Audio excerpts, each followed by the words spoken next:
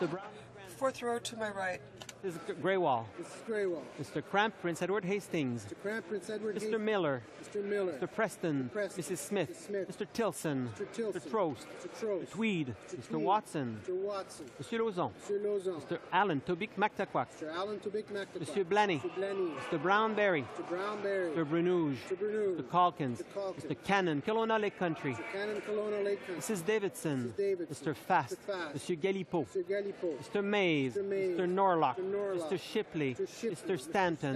Mr. Storseth. Mr. Sweet. Mr. Van Kesteren. Van Kesteren. Mr. Wallace. Mr. Wallace. Mr. Warkington. Mr. Warkington. Troisième rangée à ma droite. Third row at my left, at my right. Goldring. Mr. Mark. Mr. Bernier. Mr. Bernier. Chong. Mr. Chong. Mr. Kerr. Mr. Kerr. O'Brien. Mr. O'Brien. Mr. Moore Fundy Royal. Mr. Moore Fundy Royal. Mr. Petit. Mr. Petit. Mr. Hahn. Mr. Hahn. Mr. Poilievre. Poilievre. Mr. Lukiski. Mr. Lukiski. Mrs. Wong. Mrs. Wong. Mrs. Glover. Ms. Glover. Madame Boucher.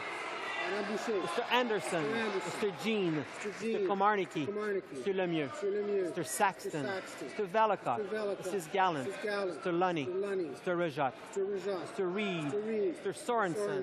Mr. Schellenberger. Schellenberger. Mr. Allison. Mr. Allison. Mr. Bazan. Mr. Bazan. Second row on my right. Mr. Richardson. Mr. Richardson. Mr. Benoit. Mr. Benoit. Mr. Brightcross. Mr. Brightcross. Mr. Lake. Mr. Lake. Mr. Keddy, South Shore St. Margaret's. Mr. Keddy, South Shore St. Mr. Margaret's. Warwa. Mr. Warwa. Mr. Mackenzie. Mr. Mackenzie. Mr. Goodyear. Mr. Goodyear. Mr. Merrifield. Mr. Merrifield.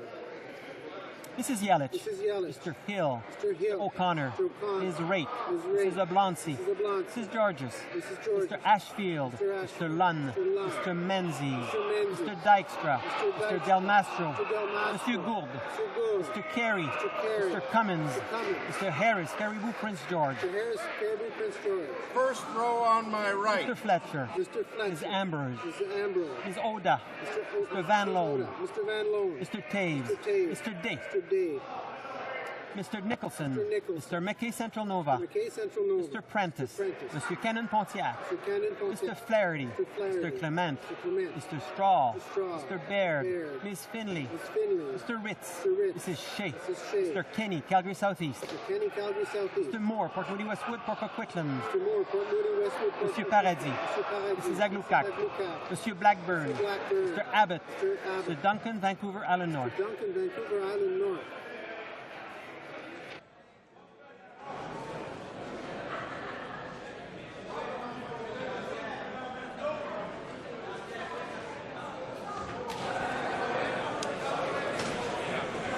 Yeas pour 76, 76. Nays contre 199, 199. I declare the motion defeated. Order tabling of documents, dépôt de documents.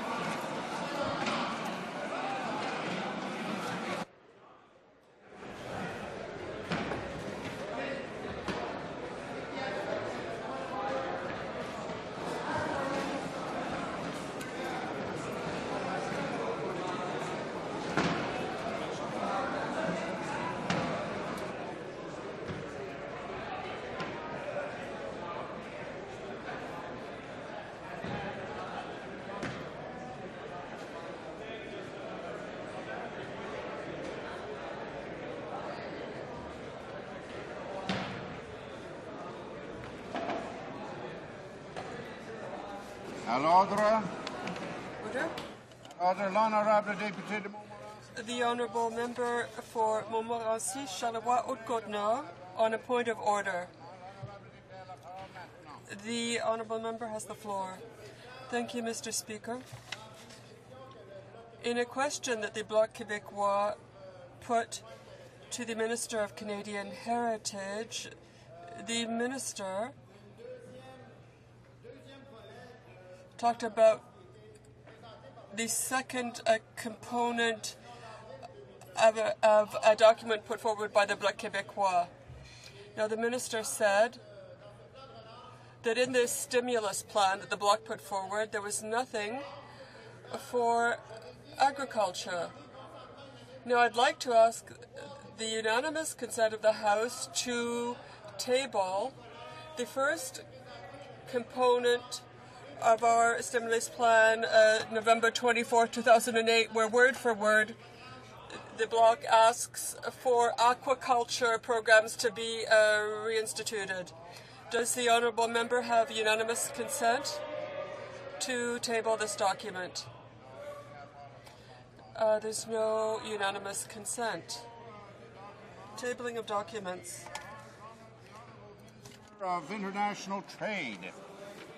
Mr. Speaker, pursuant to Standing Order 32.2, I have the honor to table in both official languages today two reports. One is entitled Canada's Engagement in Afghanistan, and the second one is entitled Canada's State of Trade, Trade and Investment Update 2009. Now, the Honourable Parliamentary Secretary to the Government House Leader. Thank you, Mr. Speaker. Mr. Speaker, pursuant to Standing Order 36.8, I have the honour to table in both official languages the government's responses to 72 petitions. The dépôt de documents. Tabling of documents. Rapport de délégation interparlementaire. Reports from interparliamentary delegations. The Honourable Member for Bas-Richelieu, Nicolas Bécancourt. Mr. Speaker, it is a pleasure for me to present in both official languages the report of the Canadian section of the Assemblée parlementaire de la francophonie concerning its participation in the meeting of the Cooperation and Development Committee of this same group in 2009. Thank you, Mr. Speaker.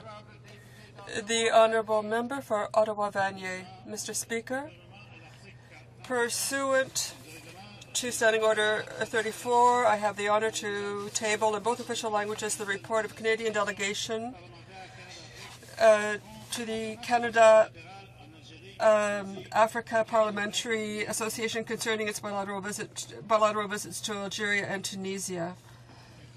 Interparliamentary delegations. Presenting reports from committees. The Honourable Member for Elgin, Middlesex, London. Mr. Speaker, pursuant to Standing Order 108.3A.8, I have the honour to present in both official languages the 18th report of the Standing Committee on Procedure and House Affairs regarding matters related to the Conflict of Interest Code for members in the House of Commons. And if the House gives its consent, I intend to move concurrence in this report later today. And also, if the House gives its consent, I intend to move concurrence in the 12th report of the Standing Committee on Procedure and House Affairs, which was presented in this House on May 15, 2009, regarding the review of the Standing Orders 153 on list of reports and 156 editorial corrections later this day. Introduction of private members' bills. The Honourable Member for Davenport.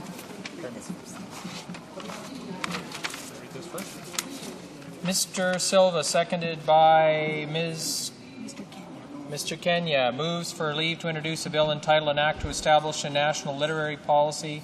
This motion is deemed adopted. Thank you, Mr. Speaker. I'm honored to have this opportunity to introduce my private member's bill calling for national literacy policy. Mr. Speaker, a national literacy program would help to ensure that educational initiatives are undertaken to assist Canada's young people with literacy issues. The bedrock of any education is the ability to read and write effectively, and lifetime of learning requires a solid foundation. This would be assisted by the creation of a national literacy program.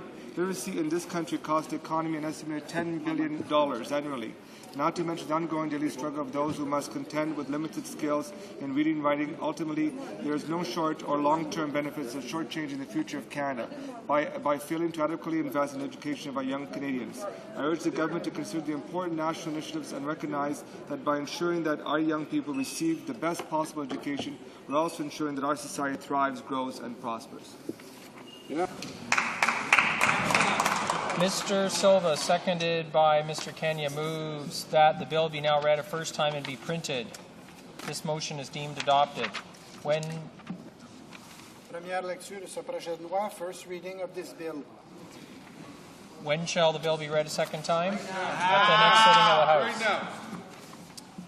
Mr. Silva, seconded by Mr. Kenya, moves for leave to introduce a bill entitled An Act to Provide for the Harmonization of Environmental Standards Throughout Canada. This motion is deemed adopted. The Honourable Member for Davenport. Mr. Speaker, I'm pleased to have the opportunity to introduce my private member's bill calling for harmonization of environmental standards through Canada. Current environmental practices are well-intentioned, but in many cases they simply work in an effective and uncoordinated way. If there is one thing we must know about effective response to serious environmental degradation is that a coordinated efforts and resources are needed to make a lasting and serious difference. I therefore urge the government and all present to unite the hands of existing environmental protection efforts and to cooperate towards a greener future and a cleaner future. Thank you, Mr. Speaker. Mr. Silva, seconded by Mr. Kenya, moves that the bill be read a first time and be printed. This motion is deemed adopted. First reading of this bill, première lecture de ce projet de loi. When shall the bill be read a second time? At the next sitting of the House. Mr. Silva, seconded by Mr. Kenya, moves for leave to introduce a bill entitled An Act to Amend the Alternative Fuels Act and the Excise Tax Act, motor vehicles operating on alternative fuels. This motion is deemed adopted. The Honourable Member for Davenport. Mr. Speaker, I'm pleased to introduce a bill that addresses our urgent need to promote vehicles that operate on alternative fuels. The bill will amend the Alternative Fuels Act by creating an obligation for the federal government to ensure that no less than 10% of motor vehicles acquired by all federal agencies and crown corporations operate vehicles using alternative fuels. It will also amend the Excise Tax Act to encourage the purchase of or conversion to a vehicle that operates on alternative fuels. This will be accomplished by providing a rebate on goods and services tax paid by the purchaser. It is vital that we encourage Canadians to think environmentally and to take action by moving to alternative fuels. And in so, it is also vital that government lead the way by providing an appropriate example. I encourage the support of all members in this place on this important initiative. Mr. Silva, seconded by Mr. Kenya, moves that the bill be now read a first time and be printed. This motion is deemed adopted. First reading of this bill, première lecture de ce projet de loi. When shall the bill be read a second time? At the next sitting of the House. Mr. Silva, seconded by Mr. Kenya, moves for leave to introduce a bill entitled An Act to Amend the Criminal Code, Failure to Prevent Access to Child Pornography. This motion is deemed adopted. The Honourable Member for Davenport. Mr. Speaker, I'm introducing a bill today that would amend the criminal code to ensure that anyone who permits another person to access child pornography or fails to take reasonable steps to prevent access to such material will be penalized under the law. This bill is dedicated in honor of Holly Jones, a young girl who was murdered on May 12, 2003 in my riding of Davenport. We need to protect all children from exploitation, and the key to this is cutting off access. I strongly encourage all my colleagues to support this bill. Mr. Silva, seconded by Mr. Kenya, moves that the bill be now read a first time and be printed. This motion is deemed adopted. First reading of this bill, première lecture de ce projet de loi. When shall the bill be read a second time? The next sitting of the House. Mr. Silva, seconded by Mr. Kenya, moves for leave to introduce a bill entitled An Act to Amend the Criminal Code, Firefighters. This motion is deemed adopted. The Honourable Member for Davenport. Mr. Speaker, it is my privilege to introduce a bill today that would hold full accountable those who deliberately contribute to the danger of firefighters that have contended with each day by virtue of criminal behavior. The vital service provided by firefighters is something of which we should always be grateful. In times of emergency, these men and women demonstrate incredible courage and unwavering bravery in service of their communities. It is for this reason that we are called upon to protect them under the criminal code from those who would willingly and purposely add to the dangers of firefighters when they are acting in the course of our duty. I implore all colleagues to support this bill and so doing continue to honour the hard work and dedication demonstrated each day by firefighters across Canada. Mr. Silva, seconded by Mr. Kenya, moves that the bill be now read a first time and be printed. This motion is deemed adopted. First reading of this bill, première lecture de ce projet de loi. When shall the bill be read a second time? The next sitting of the House. Mr. Silva, seconded by Mr. Kenya, moves for leave to introduce a bill entitled An Act to Recognize Pedro da Silva as Canada's first officially commissioned letter carrier. This motion is deemed adopted. The Honourable Member for Davenport.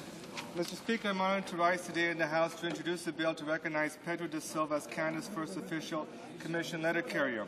keeping in mind the enormous contribution of Portuguese Canadians community to Canada. It is important to recognize the enduring legacy of Pedro da Silva, a trapper and carter living in New France.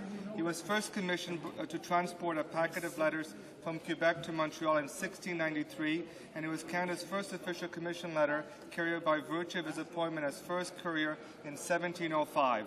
I urge all my colleagues in this House to assist in recognizing this important cultural milestone in Canadian history. Way to go, Pedro.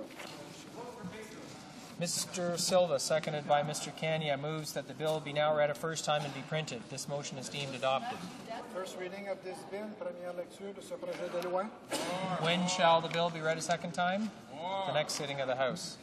First reading of Senate bills. Mr. Savage, seconded by Mr. Rhoda, moves that S-217, an act respecting a National Philanthropy Day. The Honourable Member for Dartmouth-Cole-Harbour. Thank you very much, Mr. Speaker. I'm pleased to bring this bill into this place. It has passed the other place. I want to thank my colleague from Nipissing-Temiskaming, a wonderful philanthropist. I think it's very important that we recognize the work of philanthropy. As somebody who spent a lot of time working for not-for-profit organizations, like a lot of members in this House, we recognize the importance of those who give of their money as well as other resources to make Canada a better place. I want to thank Senators Grafstein, who's a great philanthropist in this country, has raised a lot of money for worthy causes, and my good friend Senator Mercer from the other place, who's been a long-time champion of philanthropy, and we look forward to making November the 15th National Philanthropy Day. Thank you, Mr. Speaker. This motion is deemed adopted. First reading of this bill, première lecture de ce projet de loi. When shall the bill be read a second time? At the next sitting of the House. Motions? The Honourable Member from Elgin, Middlesex, London. Mr. Speaker, if the House gives its consent, I move that the 18th report of the Standing Committee on Procedure and House Affairs presented to this House earlier this day be concurred in. The report concerns gifts under the Conflict of Interest Code for members of the House of Commons. Does the Honourable Member have the unanimous consent of the House to move the motion? No. The member does not have unanimous consent. Point of order, the Honourable Member for Hull-Aylmer. Hull-Aylmer. Mr. Chair, we refuse consent for the simple reason that there has been no consultation on our side of the House. If we could have consultation, we could probably do this very quickly afterwards. Thank you.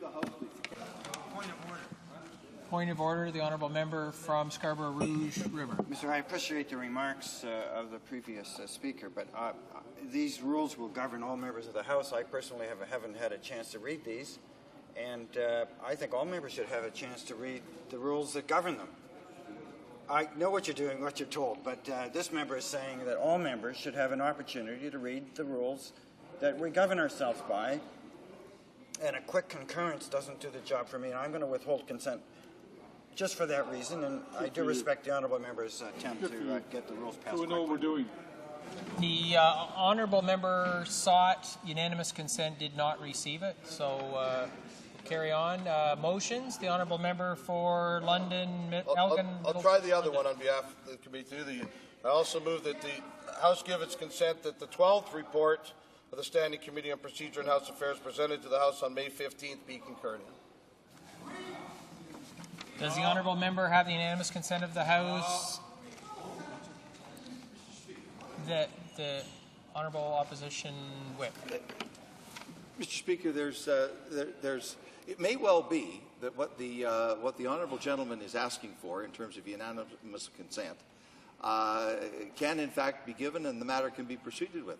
But in the absence of the normal type of consultation, it cannot be sprung on the House without notice. We're happy to look at it. We're happy to give consent. Maybe that can be done later today. But the normal consultation needs to take place. Once the Honourable Member from the Bloc, rising on a point of order. Mr. Speaker, I have difficulty understanding what we're hearing in terms of normal consultations. We met, the four whips met, we sit on the Standing Committee on Procedure, and we're asking the Speaker to table the report, and we've been asking it for the past 2 weeks, so I really don't see the problem. I don't know. We have talked about this even as late as yesterday, no later than yesterday. And the deputy whip of the Liberal Party was in attendance at that meeting. So I would have to say that the chair of the committee is right here. That is what I think. The honourable member for Elgin, Middlesex, London sought unanimous consent, did not receive it. Motions? The Honourable Chief Government Whip. The government House Leader, Mr. Speaker. You should at least learn the positions of the Cabinet, Mr. Speaker. And I say that with all due respect, of course. We're not on much of a roll here this afternoon, Mr. Speaker. I'm going to try this one. There has been consultations between all the parties, and I think and I hope you will find unanimous consent for the following motion. That notwithstanding any standing order or usual practices of the House, Bill C-33, an act to amend the War Veterans Allowance Act, be deemed to have been read a second time, referred to Committee of the Whole, deemed considered in Committee of the Whole, deemed reported without amendment. And I draw attention of the House to the words without amendment, Mr. Speaker, because there's some issue about whether it was going to be amended or not. It's not amended. Deemed concurred in at the report stage and deemed read a third time and passed. Does the Honourable Government House Leader have the unanimous consent of the House to move the motion? The House has heard the terms of the motion. Is it the pleasure of the House to adopt the motion? Carried. Motions? The Honourable Government. Troisième lecture de ce projet de loi. Third reading of this bill. There have been usual consultations among the parties, and I believe you will find consent for the following revised travel motion. That notwithstanding the motion adopted on Friday, May the 29th, 2009, in relation to its study of correctional services, mental health, and addictions, 12 members of the Standing Committee, Public Safety and National Security be authorized to travel to Saskatoon and Maple Creek, Saskatchewan, Kingston, Ontario, Montreal, Quebec, and Dorchester, New Brunswick in June 2009, and that the necessary staff accompany the committee. Does the Honourable Chief Government Whip have the unanimous consent of the House to move the motion? Agreed. The House has heard the terms of the motion. Is it the pleasure? No. The NDP. Whip. No, there's no consent. There is no consent. Motions.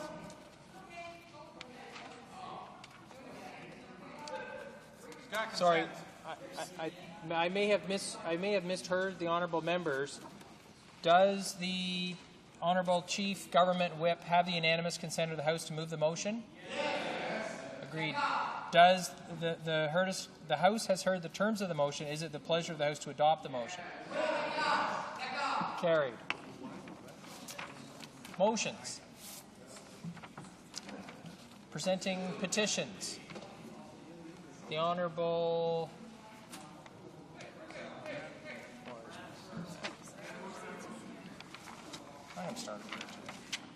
The Honourable Member for Random, Burren, St. George's. Thank you, Mr. Speaker. I'm here today to present a petition on behalf of many people in Newfoundland and Labrador, certainly in the riding of Random, Burren, St. George's that I represent. A petition that calls on the government to acknowledge that we are, in fact, in a crisis in this country.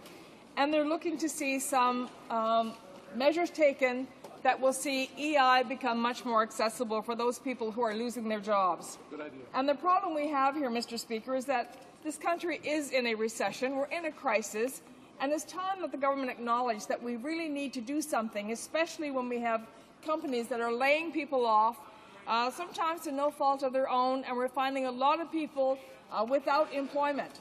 And they need to be able to turn to EI. This is a program that they've paid into. It's their money, Mr. Speaker, and what they're asking here is to make that program much more available to them and for the government to recognize that this is a serious situation. We all know that it should take 28 days to be able to access EI once you've been laid off and you have a 2-week waiting period. Well, that is not happening. In fact, Mr. Speaker, In my riding, we have people waiting up as long as 70 days to access EI. And in some cases, then they get a letter telling them, well, it's going to take even longer. And then the government is telling us that, well, you know, we're putting in measures to try and make sure that this speeds up. That's not happening, Mr. Speaker. So what we're asking here is for the 360 hours to qualify to be eligible to all regions of the country. We want to increase the benefit duration to at least 50 weeks in all regions. We want to eliminate the 2-week waiting period. We want to provide benefits that are at least 60% of normal earnings, use the workers' 12 best weeks, and suspend the allocation of severance pay. And the other thing that the signatories to this petition are asking, Mr. Speaker, is that there be more flexible, innovative use of EI work sharing to keep people at work. Thank you, Mr. Speaker. Honourable Member for Brandon Souris. Thank you, Mr. Speaker, and I am pleased to present 5 petitions from Alberta, Ontario, Manitoba, and New Brunswick in support of my private member's bill, Bill C-322, an act to amend the Canada Post Corporation Act library materials. The Honourable Member for Hamilton Mountain. Thank you so much, Mr. Speaker. I rise in the House today to present a petition that is signed by students at St. Thomas More High School in my riding of Hamilton Mountain. 27 of the students came to Ottawa to participate in the March for Life and used the opportunity to give my office their petition calling for a legislative reversal of the current law on abortions. I want to commend these students for their engagement in the political process. They clearly understand that in a democratic country like Canada, it is their right to express their views directly to the House of Commons by petitioning Parliament. While the rules of this House do not allow me to endorse or oppose the call for action in any petition, I think it is important for all constituents in my riding to know that as their Member of Parliament, I fully support the right of all citizens to have their voices heard in this chamber through the petition process, even in cases where I don't support the content of the petition itself. And for that reason, I'm pleased to table this petition on behalf of the students of St. Thomas More and look forward to working with them on the full spectrum of issues that confront us as elected members in this House. Thank you very much, Mr. Speaker. The Honourable Member for Niagara West, Glanbrook. Thank you, Mr. Speaker. I rise today to present 2 petitions that have been submitted to me by concerned constituents. The first one was largely organized by Pastor Gill, and the first petition that urges the Government of Canada to take action against the persecution of religious minorities around the world, and especially in Christian communities in the Canada-Hamel District of India. This is an issue of great concern to a large number of my constituents, and I would hope that it is given due and careful consideration. The second petition calls on the government to respectfully recognize by means of issuance of a new Canadian Volunteer Service Medal. My constituents would like to see a solid recognition of volunteer servicemen and women who have done so much to build on the proud tradition of the Canadian Forces. Thank you very much, Mr. Speaker. The Honourable Member for Delta Richmond East.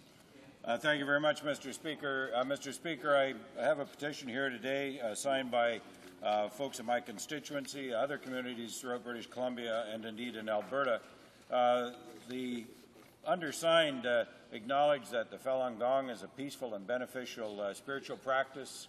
They acknowledge that bring to the attention of the House that the Chinese Communist Party has launched an eradication program against them, that the government of China and its agencies have put to death a large number of these practitioners, and they call on the government of Canada to help to stop these atrocities by the Chinese government and to condemn the Communist Chinese regime for committing these crimes against humanity.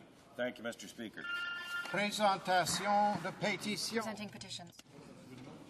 Questions on the order paper. The Honourable Parliamentary Secretary to the Government House Leader. Thank you, Mr. Speaker. Mr. Speaker, question number Q122 will be answered today. Furthermore, Mr. Speaker, questions number Q123, Q126, Q127, Q128, Q131, and Q135 could be made orders for returns. These returns would be tabled immediately. It is the pleasure of the House that questions Q123, Q126, Q127, Q128, Q131, and Q135 be made orders for return. Agreed, and so ordered. The Honourable Parliamentary Secretary to the Government House Leader. Thank you, Mr. Speaker. Lastly, I ask that the remaining questions be allowed to stand. Agreed. Agreed, and so ordered. Avis de motion portant production. production of papers. The Honourable Parliamentary House Leader. Speaker, I ask that all notices of motions for the production of papers be allowed to stand. Is it agreed? So ordered. It is my duty pursuant to Standing Order 38 to inform the House that the questions to be raised tonight at the time of adjournment are as follows. The Honourable Member for St. Paul's, Narcotic Drug Control. The Honourable Member for St. Bruno, St. Hubert, Transportation. For Edmonton Strathcona, the Environment.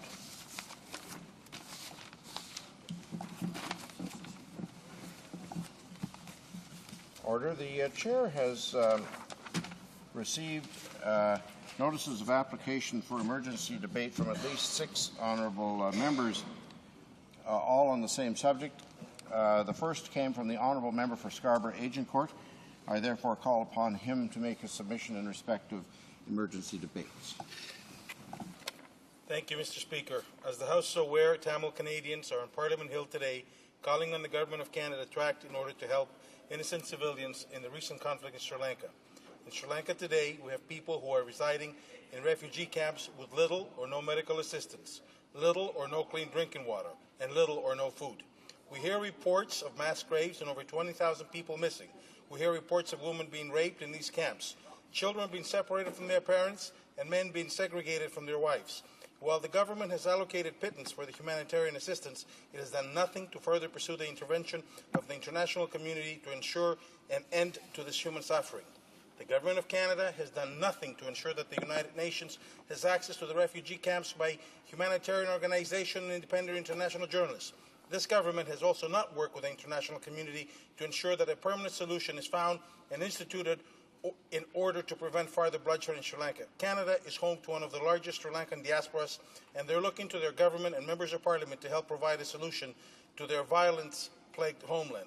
Therefore, Mr. Speaker, I'm asking you to permit an emergency debate on this very important issue. If we allow this destruction to continue, it has the possibility of becoming one of the greatest tragedies of our century. Thank you, Mr. Speaker. Now, the Chair has a similar request from the Honourable Member for Don Valley West, the Honourable Member for Beaches East York, the Honourable Member for Etobicoke North, the Honourable Member for Scarborough Centre, and the Honourable Member for York South Weston.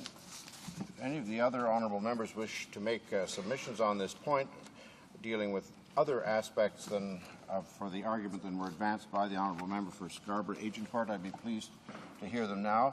The Honourable Member for Scarborough Centre. Thank you kindly, Mr. Speaker, and I'll be very, very brief.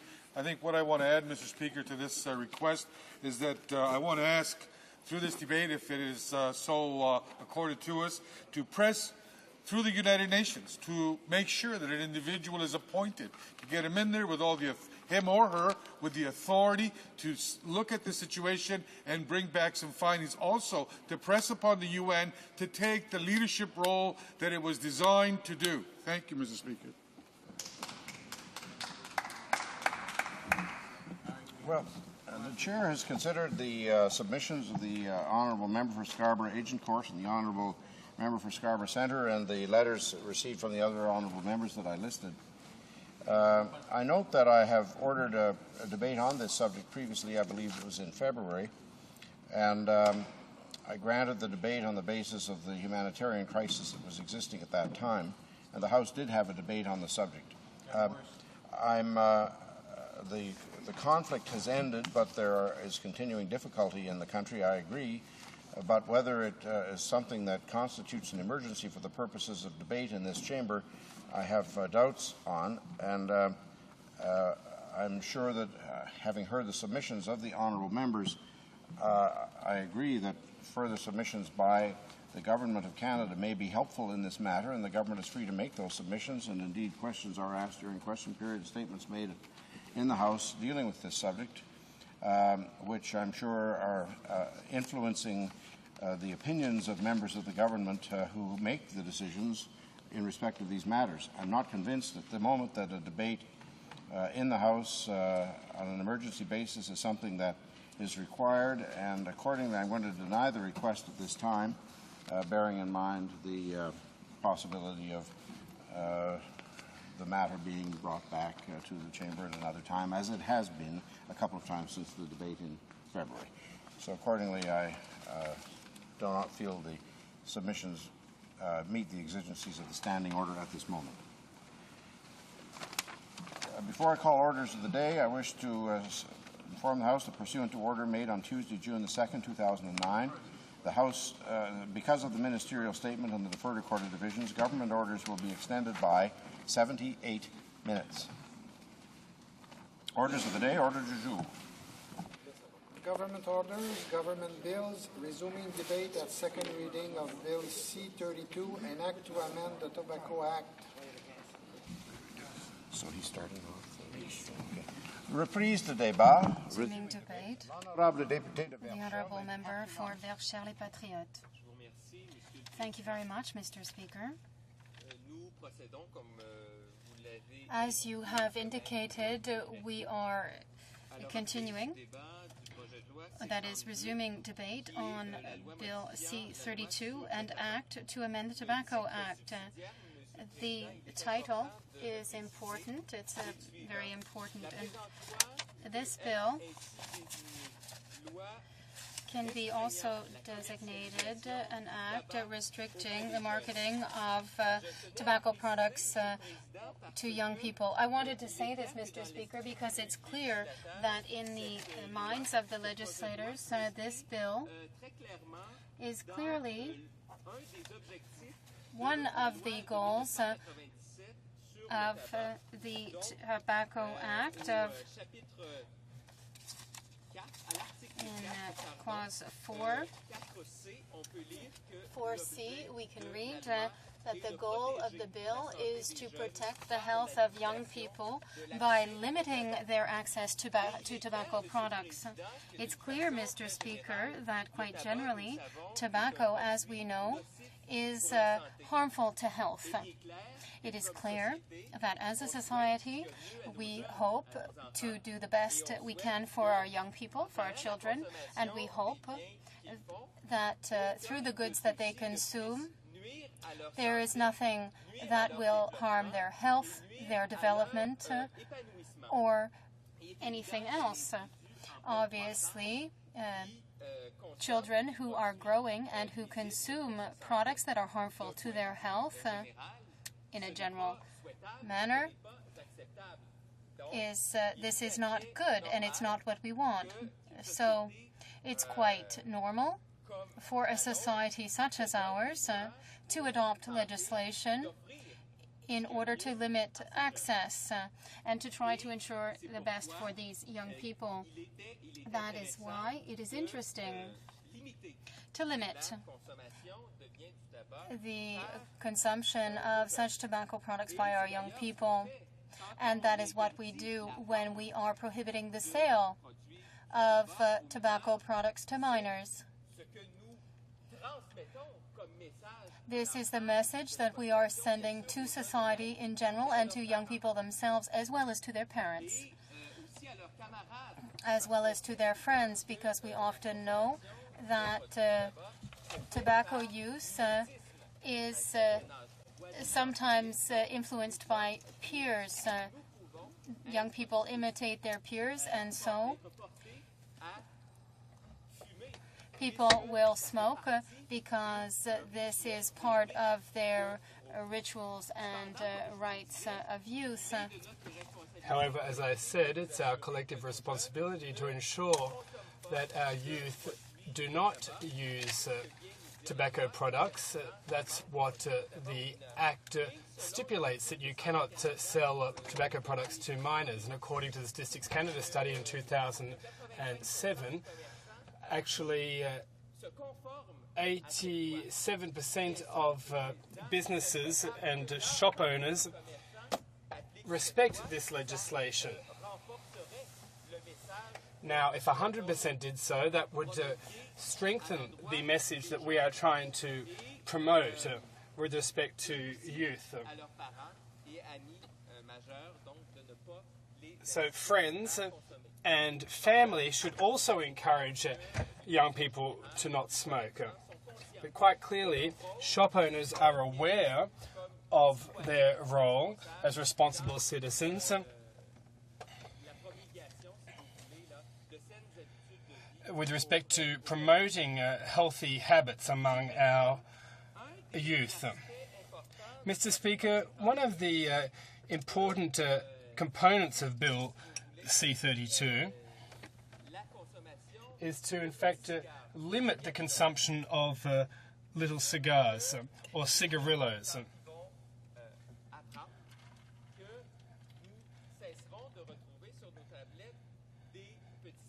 Now, when young people become aware of the fact that there are no more little cigars on shop shelves, they might be a bit disappointed, but it's for their good, and we are going to act in their best interests in amending this Tobacco Act. It's also important to point out, Mr. Speaker, that in 2000, Health Canada concluded that little cigars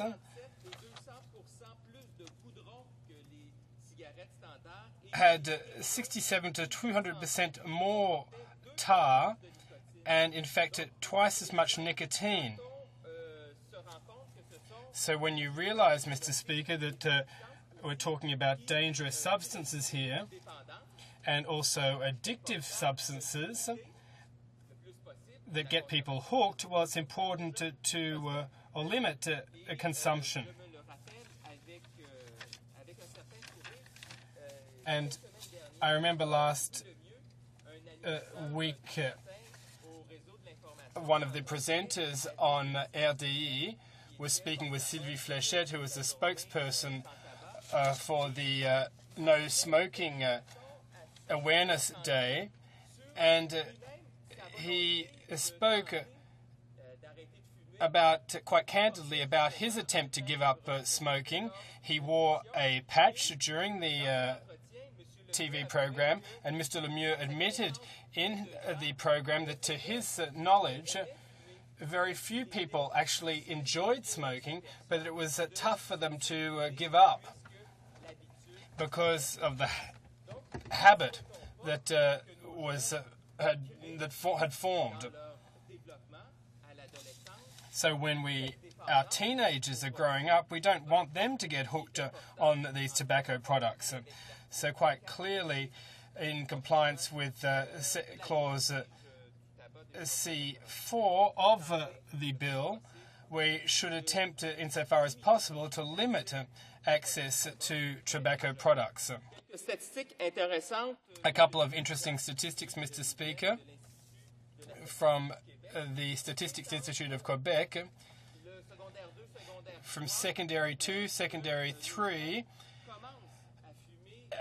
young people start to smoke little cigars, and the smoking rate is about the same for young girls and young boys.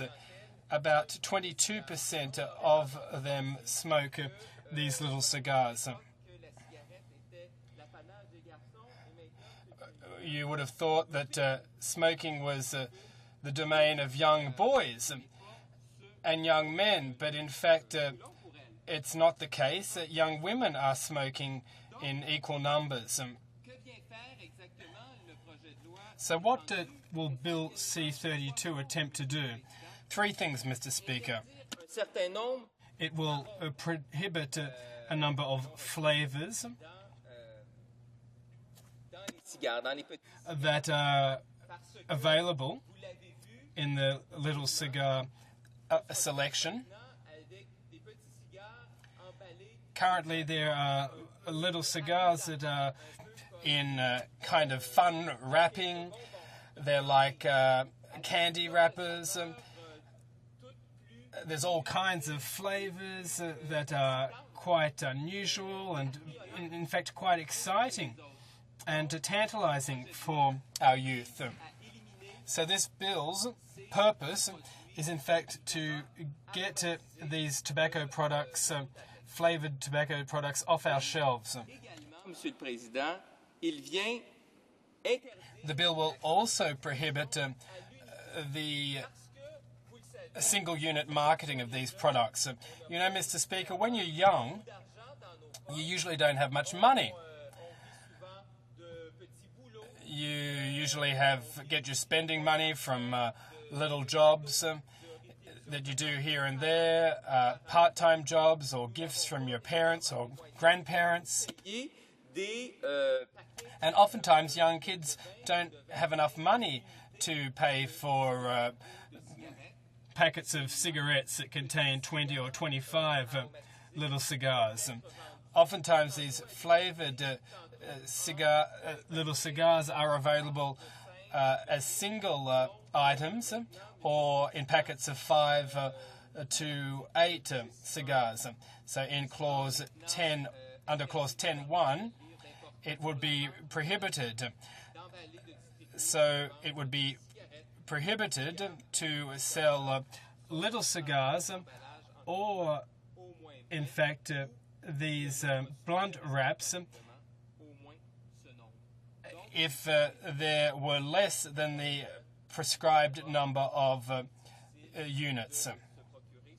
So it'll be increasingly hard under this legislation for our young people to get their hands on these types of tobacco products because the cost of the packets will be higher and therefore they won't be able to afford them. We realise, Mr. Speaker, that currently in the legislation, manufacturers and distributors of tobacco products are allowed to advertise in publications where at least 85% of readers are adults. And over time, we've realised that some of these publications were distributed free of charge and therefore available to all people, including minors. These publications were often socio-cultural publications, community publications, and as a result, they were able to allure, in many senses, our young people. Oftentimes these advertisements got in the hands of young people, and legislators decided that it was important to stop this from happening. In other words, advertisers were no longer allowed to publish advertisements on tobacco products in these kinds of publications. Now, Mr. Speaker, I'd like to remind you that the government of Quebec didn't wait a single moment. It's always interesting to note that Quebecers and the Quebec government, generally speaking, live up to their responsibilities when they see that it's for the common good and the good of our youth. Les produits du tabac, le gouvernement du Québec avait déjà... The Quebec government had already legislated and instituted a number of rules to limit the access and availability of these tobacco products to our young people. Qu'un emballage devait au moins The Quebec government legislated that packets should have at least 10 units of the tobacco product inside it, and that the purchase cost should be at least $5, and this was increased in January to $10, in fact, per packet minimum. And you know, Mr. Speaker, in Quebec, tobacco products are in fact out of sight. Consumers can't even see them on the shelves anymore. So when a young person goes to the corner store, they can't see tobacco products in their field of vision. And they would be tempted, if they did see them, to buy those kinds of products, wouldn't they? So this is now prohibited. Monsieur le Président, vous rappelez cependant. Now, Mr. Speaker, I'd like to remind you of something.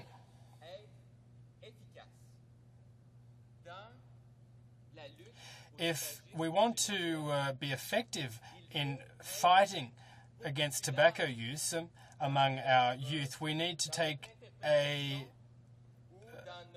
have a broader interpretation and a broader application of the various measures that we'd like to have instituted.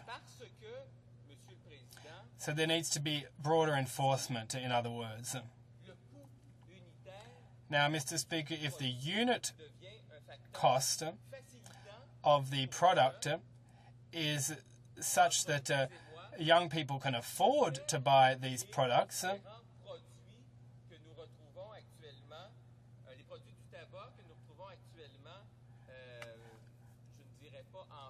well, quite clearly, the products that are in circulation, in fact, the contraband cigarettes would be most readily available. They're not expensive. They're not controlled in any way. Their contents and the ingredients aren't controlled.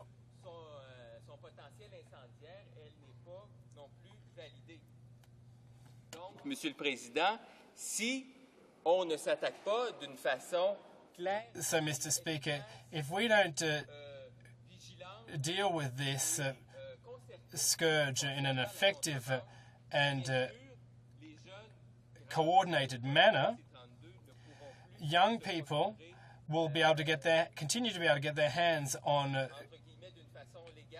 this kind of tobacco product, whether it be little cigars or flavoured cigarettes.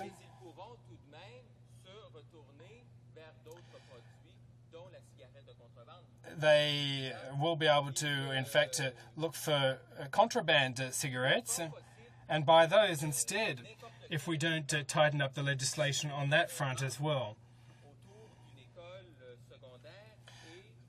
So I think if any of you go to a high school and have a look around, it's quite obvious that there are a lot of cigarette butts on the ground, including little cigar butts. And there are also a lot of contraband cigarette butts. So the legislators' goal here is clear, and that is to limit access to tobacco products, to limit the commercialization and marketing of these products, and also so it's quite clear that it's crucial, absolutely crucial, that we fight contraband tobacco products, fight against them. Now, Mr. Speaker, to date, we haven't seen that this government seems to be very willing to deal with this scourge.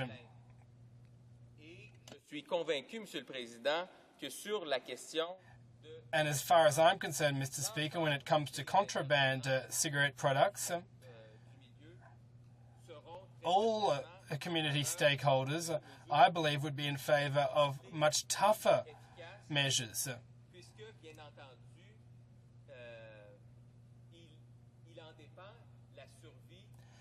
Because at the end of the day, we're talking about the survival of many shops and businesses, but nevertheless, Mr. Speaker, contraband is leading to a lot of tax evasion, and at the end of the day, the government coffers are suffering as a result of this practice.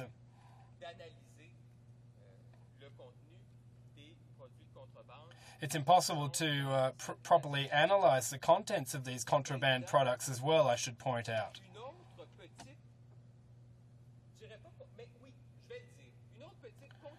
Now, there's another contradiction. I'll say it, it's a contradiction in this bill, and that is with respect to the flavours that are or are not included under the regulations. Now, how is it, Mr. Speaker, that menthol products can still be produced. The bill puts these products in a separate category, so you're still able to sell menthol products. And whereas vanilla, cherry, wild berry, strawberry, honey, blackberry, rum flavours are prohibited under this legislation, and menthol is a separate category because apparently young people aren't interested in menthol necessarily. Now, how is it that who's able to determine whether or not young people like menthol flavour? And I don't think that menthol should have its own special category. There are many new products that are going to hit the shelves, and the government, under this legislation, under the current version of this legislation, doesn't have any framework for their prohibition. So I think that it's important to understand this. When cigarillos were developed, they were quite a marginal product, just like all other kinds of products that hit the shelves for the first time, but they've become quite popular. On that note, Mr. Speaker, I'd like to thank you for your time, and I'd urge my fellow colleagues to refer this bill to committee. Questions and comments? The Honourable Member for Elmwood-Transcona. Well, thank you, Mr. Speaker, and I want to thank the member for his speech today. And while I think the bill is certainly a good step forward, I would say that over the years we've found that scaring people with warnings on cigarette packages and so on has an effect, but it's still people are still managing to smoke. We tried raising the prices, and we raised them so high that in fact we saw increased smuggling efforts and contraband cigarettes showing up in the market, and once again a few people people did stop smoking, but still we have a problem here. I'd like to know whether the member agrees that perhaps at some point the government will have to look at providing financial incentives to existing smokers to stop smoking, and perhaps we could look at administering it through the medical profession. I'm not sure what mechanism you could use here, but there has to be a way to work out a program with your doctor that if you stop smoking, the government would provide you with an incentive. And to the extent that that would work, I think that we should maybe take a look at exploring that avenue as well. And I'd like to know what the member thinks of that idea. L'honorable député. The Honourable Member for Verchères-les-Patriotes. Well, thank you very much, Mr. Speaker, and I'd also like to thank my colleague for his question, because it's quite a relevant question as it turns out. And as I mentioned earlier,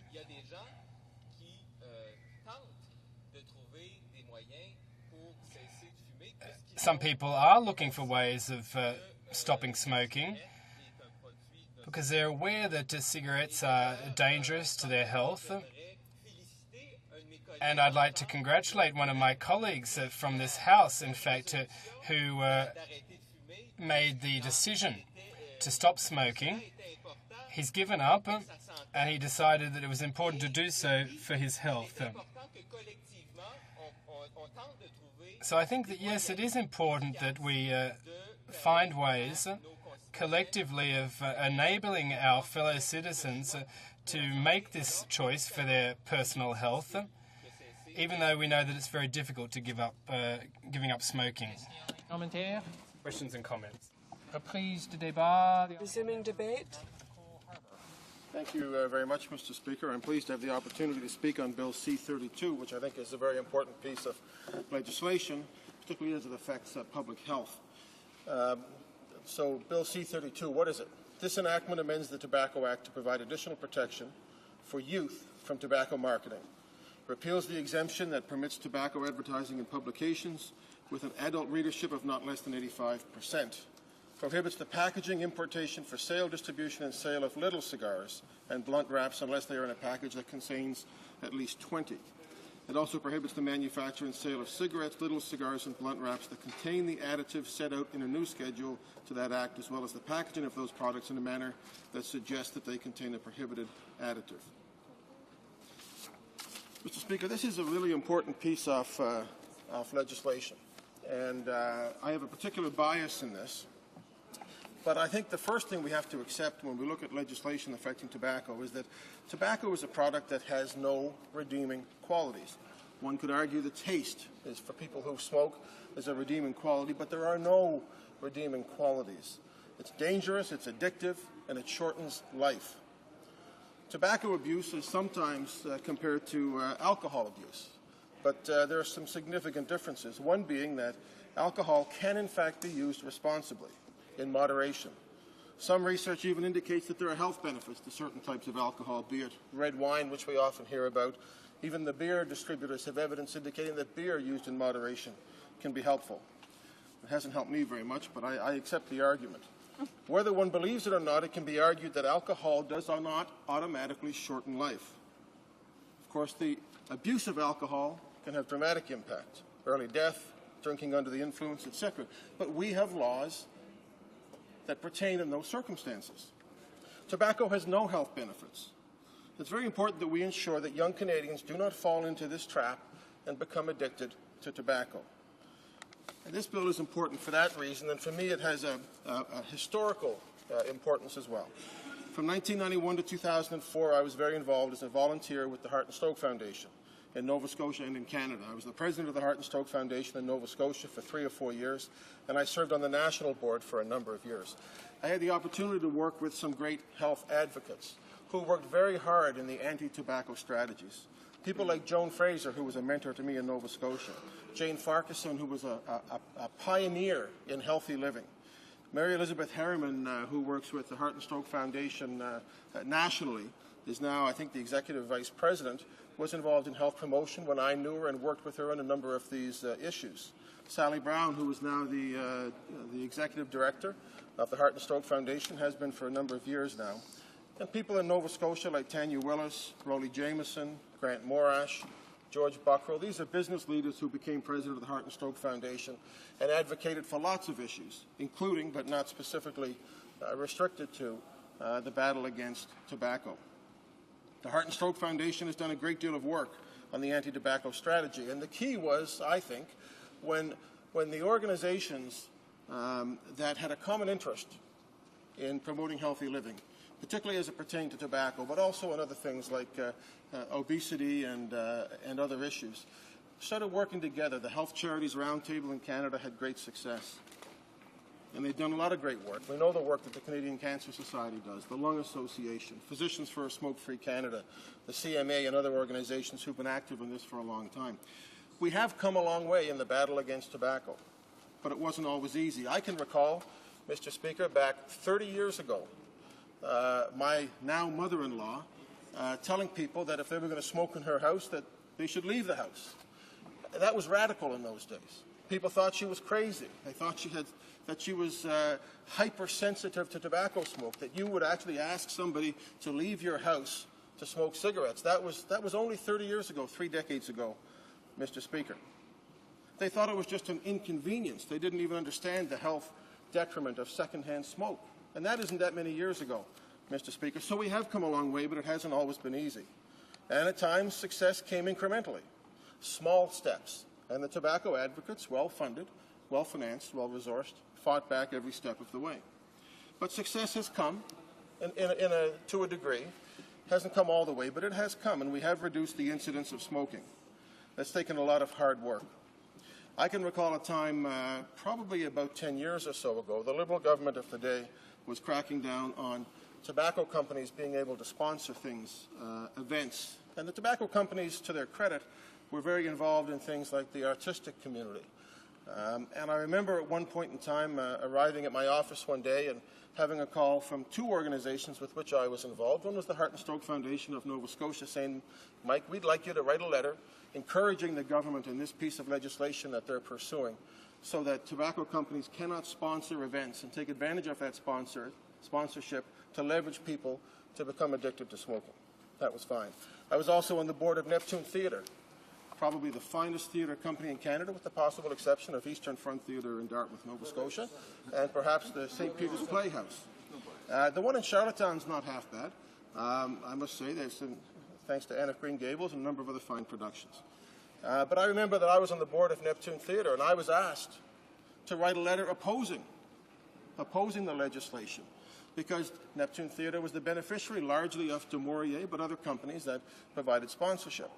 It was a difficult position, and tobacco companies knew that governments had been reducing their role in the artistic community, the cultural community, and they knew that they had an opportunity. To the credit, they stepped in.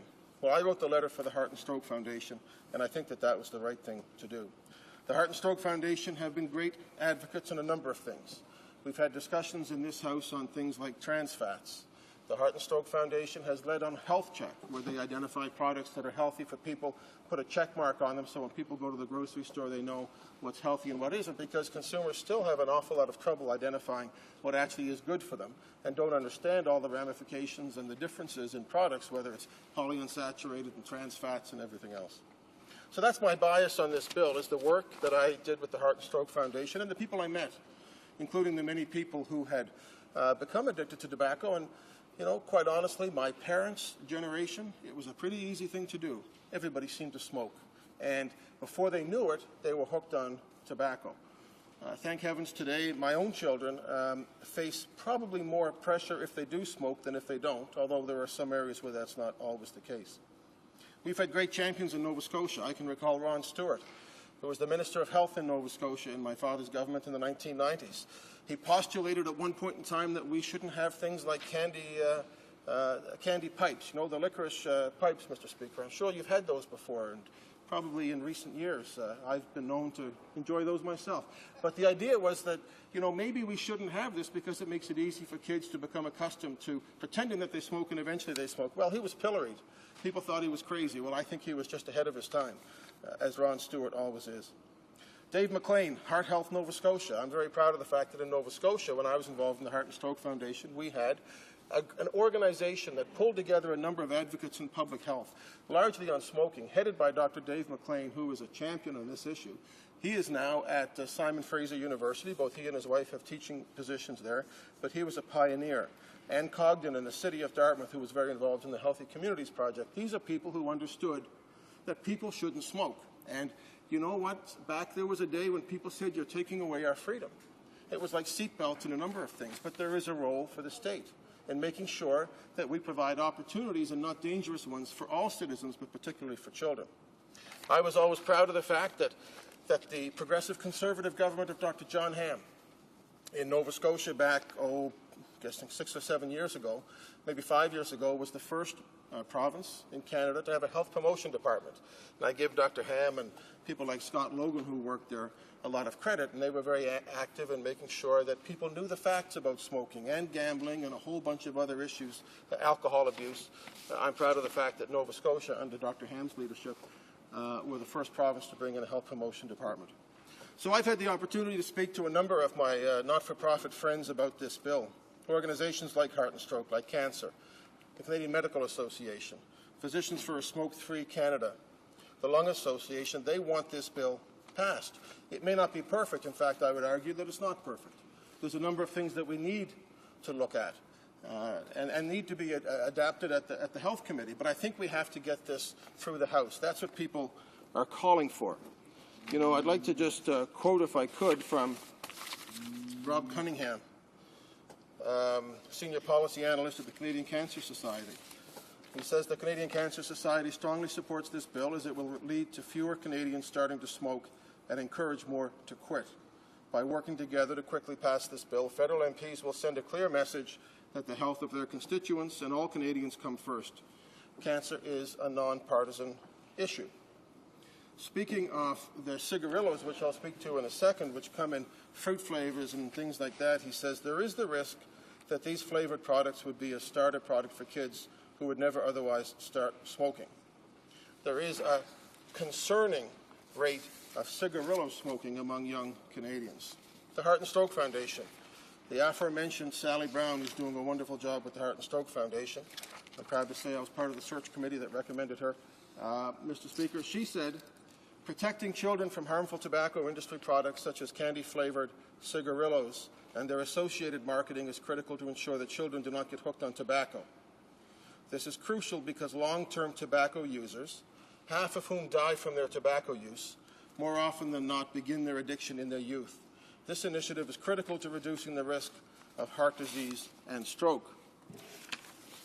I'd also would perhaps mention Paul Tomey, the chair of tobacco policy for the Canadian Lung Association, was quoted saying that these are positive steps forward in the fight against tobacco. Strong measures such as these not only will protect Canada's children from the harmful effects of smoking, but also serve to curtail industry tactics aimed at marketing their products to the youth of this country.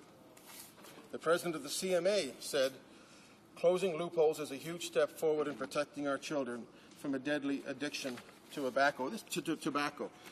Madam Speaker, this is a very, very serious issue for many, many people. And I've spoken to my friends at the Heart and Stroke who have suggested that we should pass this bill, we should get this to committee, but perhaps in committee we should look at things such as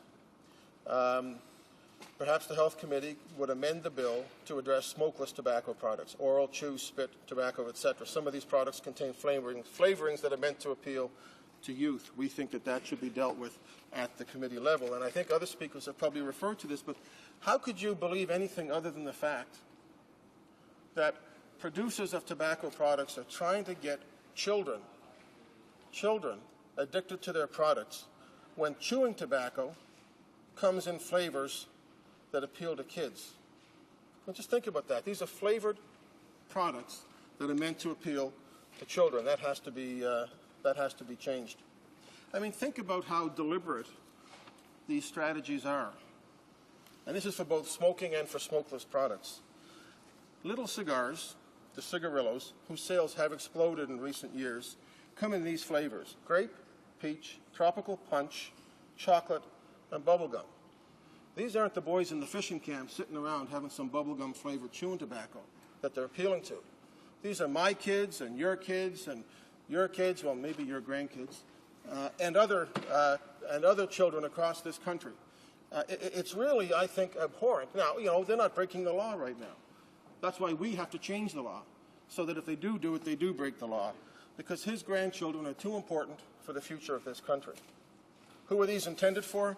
Well, it's pretty clear. So Bill C-32 will deal with this, what I think is a rotten marketing practice. We're told that more than 400 million little cigars were sold in Canada in 2007. That has to stop.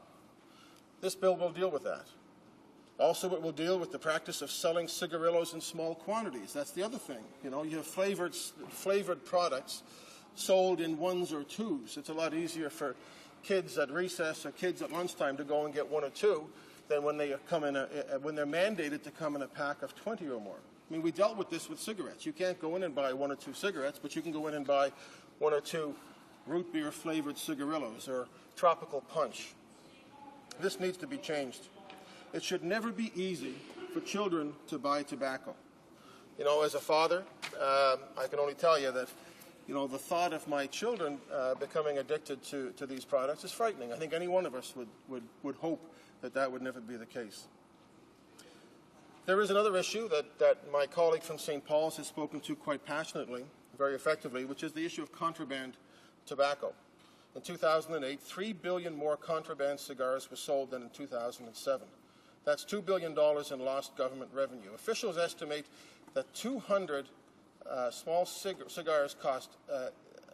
Officials estimate that the cost of those is not from $8 to $15, not what it should be, which is in the range of $55 to $80. That's a huge problem, and it needs to be dealt with. And it's a huge percentage of the issue that we have to deal with here. I want to talk about advertising as well, Madam Speaker, if I could. We have the issue of, we thought we dealt with this because the law was that you couldn't advertise to tobacco, except in publications where at least 85% of the readership was adults. But there's a strong resurgence of advertising recently, and a lot of the publications that carry these ads, who knows where they go? There's no way of knowing if children are getting them, reading them, if they're finding them on the street, if they're being distributed free. There's no way of knowing that. So that exemption for publications with a readership that has at least 85% of its circulation to adults has to be dealt with. You really cannot regulate the distribution of advertising in today's society. We've made some some good strides, but I'm reading here, a recent resurgence of tobacco advertising, over 400 ads nationwide between November 2007 and December 2008, has exposed young audiences to tobacco sales pitches. Full-color tobacco ads have been appearing. Tobacco companies have spent approximately $4.5 million in a year from 07 to 08 to place nationwide ads. So we would deal with that product in this bill as well. I think we've made some great strides in the issue of dealing with tobacco and the dangers that it can cause. A lot of credit goes to organizations like the Canadian Cancer Society, the Heart and Stroke Foundation, Physicians for a Smoke-Free Canada, public health agencies across the country, municipal public health organizations, you know, doctors and nurses and teachers and many others who have brought this message forward for us. And I think young people are much more aware of the dangers of smoking than they used to be.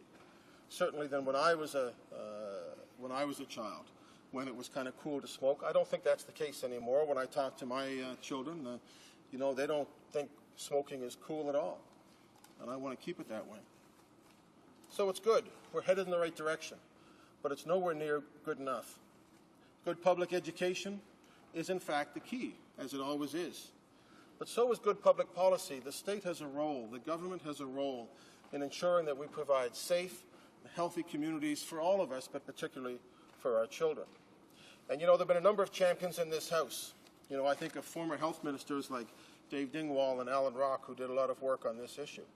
I think of my NDP colleague from Winnipeg North. I know that this is an issue that she takes very seriously. I know that this is an issue that she has championed in private members' bills, and I know that she deserves credit, and I'm sure she's very happy that this bill has come to pass and that she would want to get it into committee. I also think of my colleague from St. Paul's, the former and first Minister of Public Health in Canada, the originator of the Public Health Agency of Canada, who recognized that the Public Health Agency of Canada, when it was set up largely in reaction to the issues like SARS and was to deal with things like West Nile, but also that there are chronic health disease issues in Canada that are taking a huge toll on our health system and on our citizens. I think the biggest issue we face in managing our health care costs today is chronic disease. Tobacco has no positive health benefits. It's designed and produced to be detrimental to health. It's highly addictive. For years, led by public health champions, Canadians have resisted the tobacco lobby and made progress against smoking. We have moved forward. Smoking is now severely restricted. In public places, for example, advertising and promotion is curtailed. Packaging has been legislated.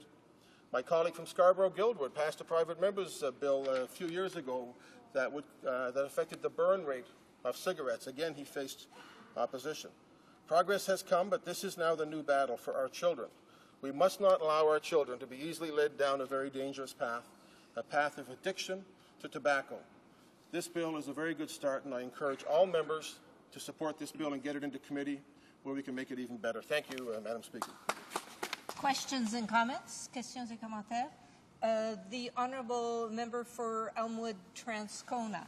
Well, thank you, Madam Speaker, and I want to thank the member for an excellent speech. And I'm really pleased that he recognized all the work that the member for my colleague, the member for Winnipeg North, has put into this whole effort. She introduced a bill in the spring of 2008 on this very subject in an effort to pressure the government to act. And we see now it's taken a while, but they certainly have brought in the bill. And certainly we would be certainly supportive of the bill.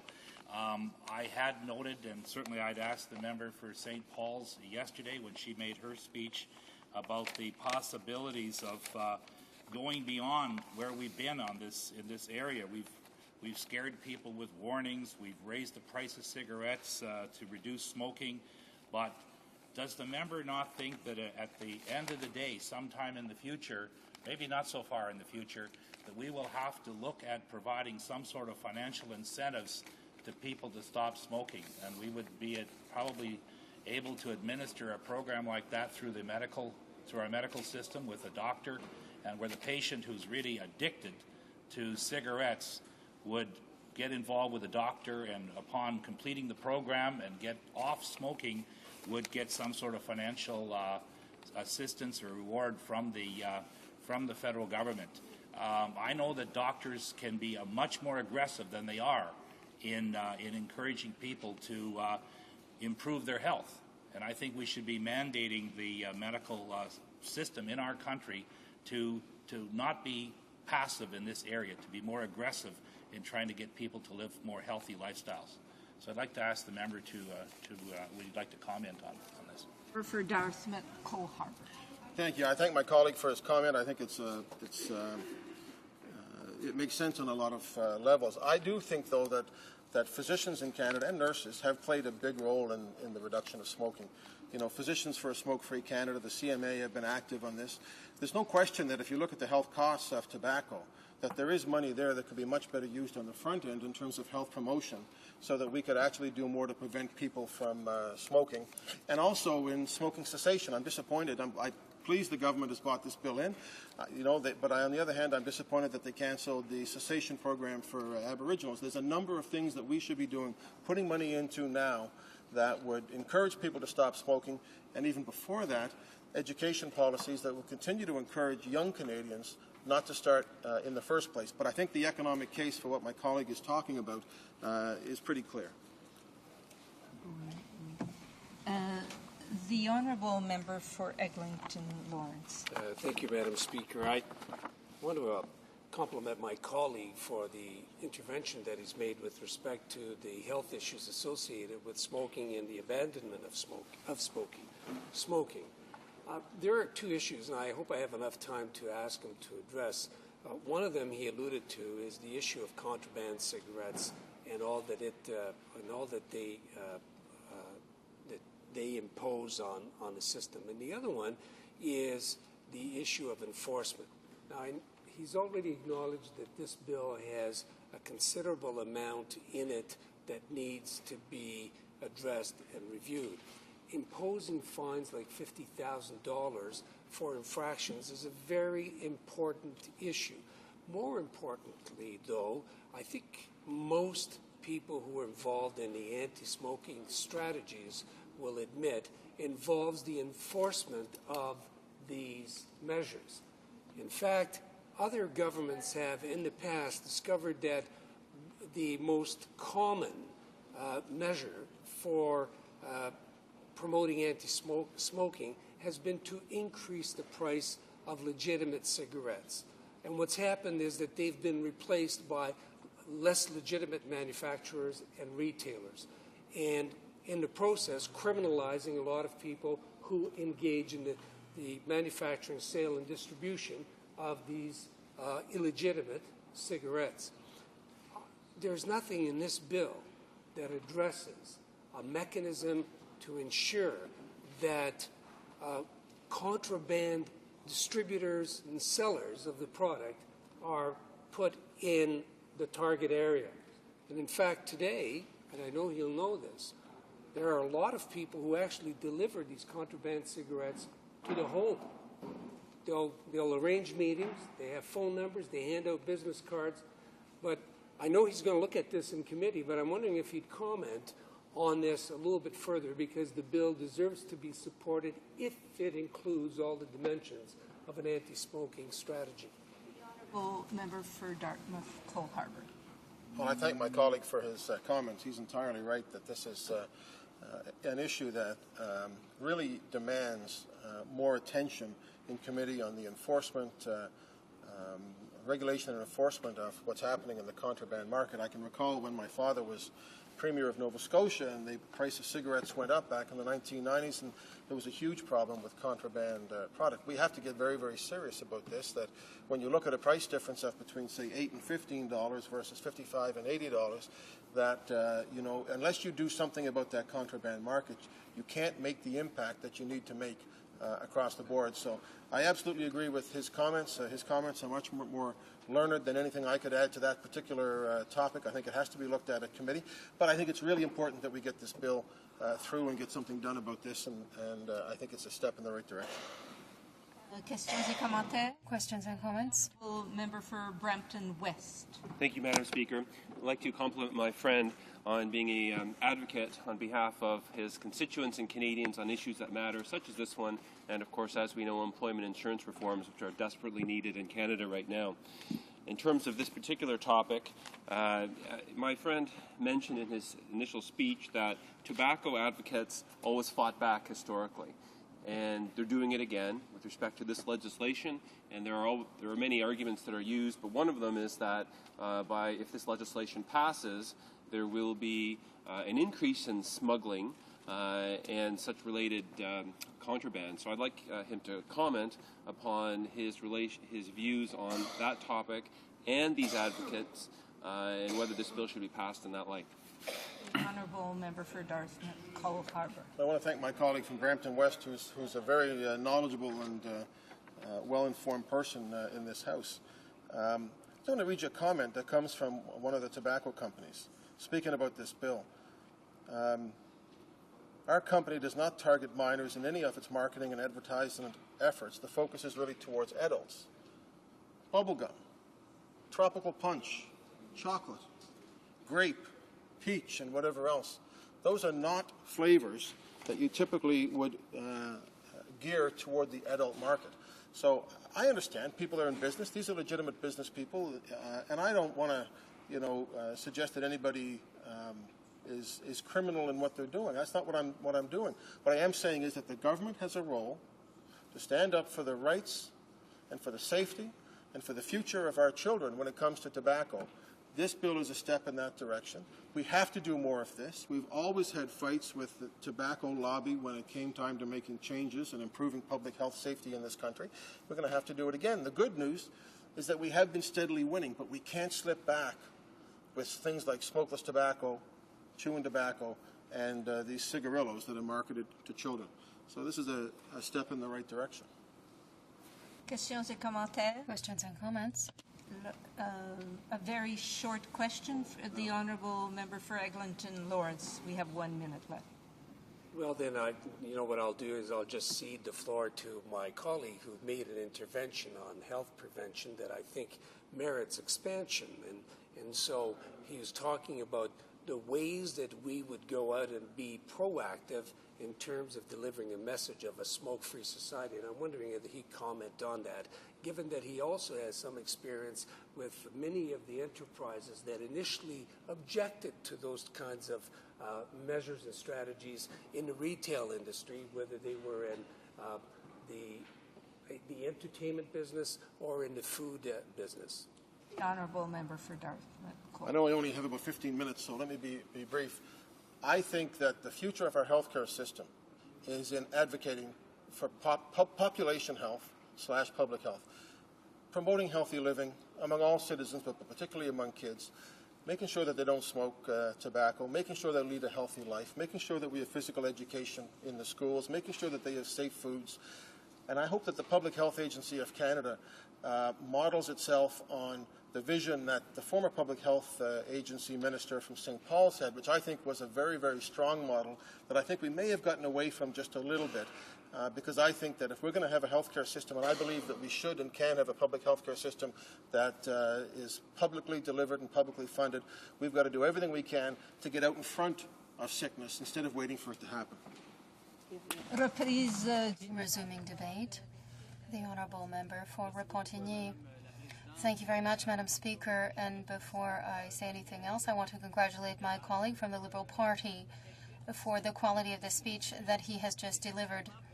In fact, to resume the commentaries that were just made, when we talk about smoking, it's not just a fight against cigarettes themselves. There is also the overall approach to the fight against smoking, and a large part of this fight will be done through education. Much progress has been made in terms of education and awareness, particularly of young people, to ensure that they do not begin smoking at an early age, and so that they don't have to deal with this for the rest of their lives. But there is a lot to do to fight against the current smokers.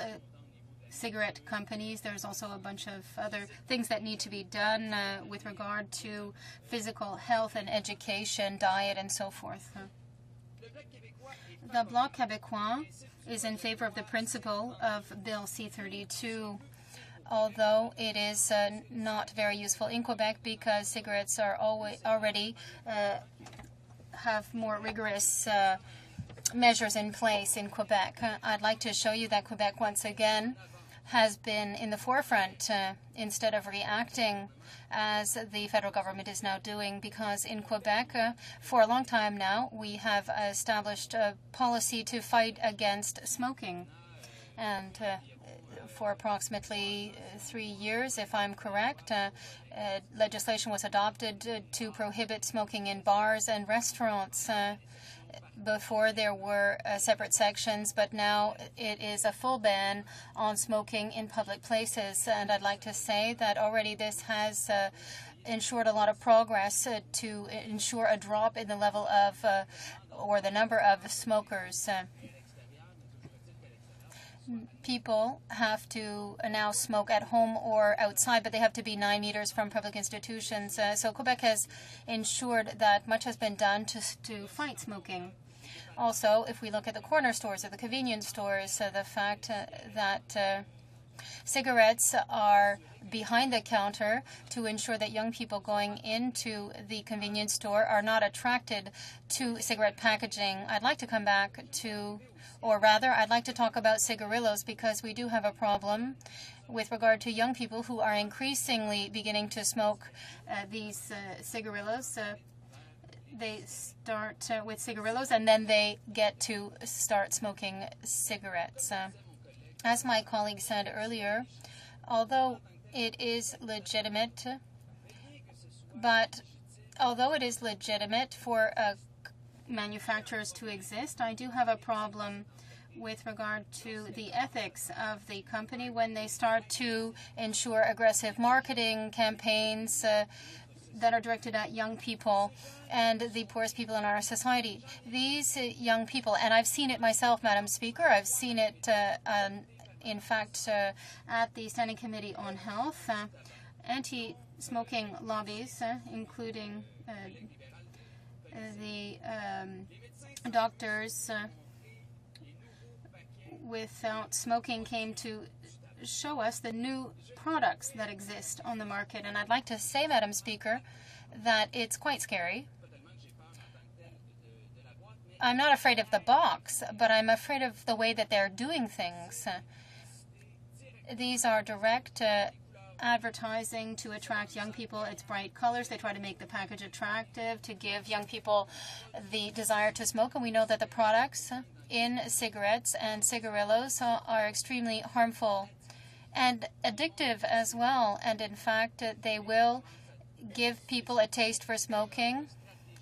And what's great about their strategy, and of course I say great, and if I'm being sarcastic here, but the way that they start is with a little cigarette, a cigarillo. The company encourages young people to buy 1 or 2. They make small packages of 5, and in that way young people can say, well, I'll just buy 1 package, I'll just have 1 to 5, I'm not a real smoker.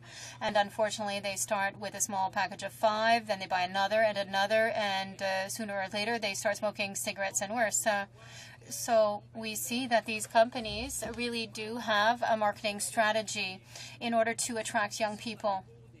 And in the schoolyards, at high schools or in CEGEPs, so that slowly but surely young people become smokers of cigarettes and cigarillos, and they become, in fact, heavy smokers.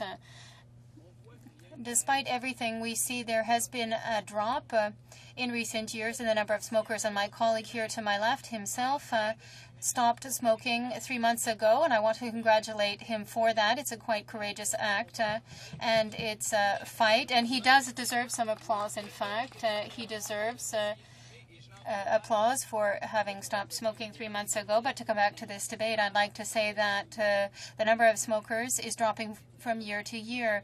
We are far from the time of during the 1950s when doctors with studies behind them said that cigarettes were good for the health. I don't know if, Madam Speaker, you recall this time. Unfortunately, I was not born in 1950, but companies, cigarette manufacturers with doctors supporting them were selling their products without too many problems, and people were not yet aware of all of the problems associated with smoking.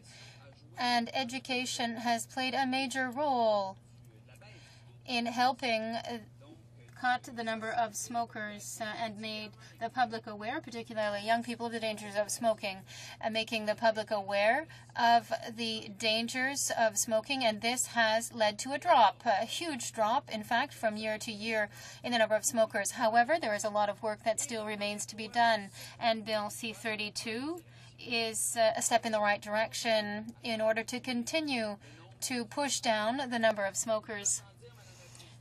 It goes without saying that there are some things in the bill that are missing. There should perhaps be a little bit more a few more teeth in the bill, particularly with regard to contraband cigarettes, and I will come back to this point later. But there is a lack of teeth, if you will, in C-32. But already having this bill here is a good step, a step in the right direction, and being able to study it in the Standing Committee on Health will be a good thing. And, Madam Speaker, I am looking forward to working on this bill with the committee, and this will perhaps give us the opportunity to propose a few amendments to ensure that the bill has a few more teeth, and we'll be able to do this by meeting with groups such as the one mentioned by my colleague for Doctors Against Cigarettes to ensure the bill is stronger.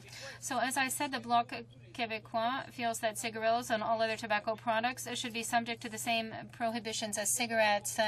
Efforts to reduce the visibility and consumption of cigarettes must not be countered by the emergence of other products that are as harmful. In short, the Bloc Québécois is asking, like for cigarettes, that tobacco products cannot be marketed to young people below the age of 18. The message should indicate the dangers of smoking, be indicated on all tobacco products, and these products be hidden from public view, as I indicated earlier.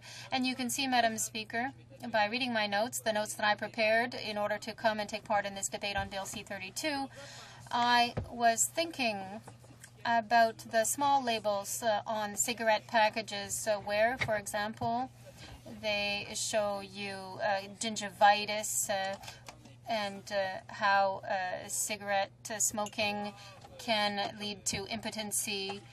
And these are little ads, if you will, which discourage young people from smoking. And of course, there's a lot more that needs to be done. Perhaps some young people, after seeing these ads, would no longer find them disturbing. But there's a lot of work that still needs to be done. But we need to ensure that labeling on cigarette packages, particularly on cigarillo packages, are the same on all tobacco products. This is very important. We have to show young people that cigarillos are as bad for them as cigarettes. And unfortunately, young people perhaps think they can replace one with the other, and this would be extremely unfortunate to see that cigarillo packages would not be subject to the same rules as cigarettes. So these are requests that are taken up again by this bill, Bill C-32. But Bill C-32 isn't a silver bullet to the problem of tobacco addiction among our youth. We need more than just that, not just against contraband, but we need to stop the spread of illegal products that are made available to our youth. Now, I was at high school, not so many years ago, and at Cégep. I wasn't a smoker at the time, but I saw some of my classmates, and a number of them who were 15, 16, were already smokers. Even though it was illegal to sell minors tobacco products. They were allowed to smoke in public places, in everybody's open view. And this was contradictory.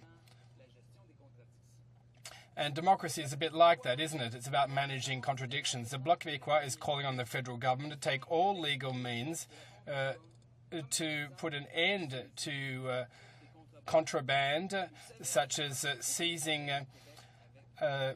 vehicles that transport contraband cigarettes.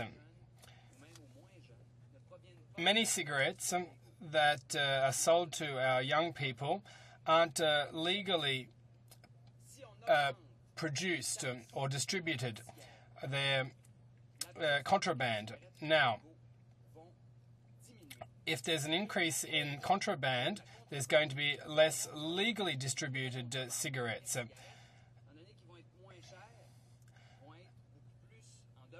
And of course, these contraband cigarettes are going to be less expensive and, of course, more popular.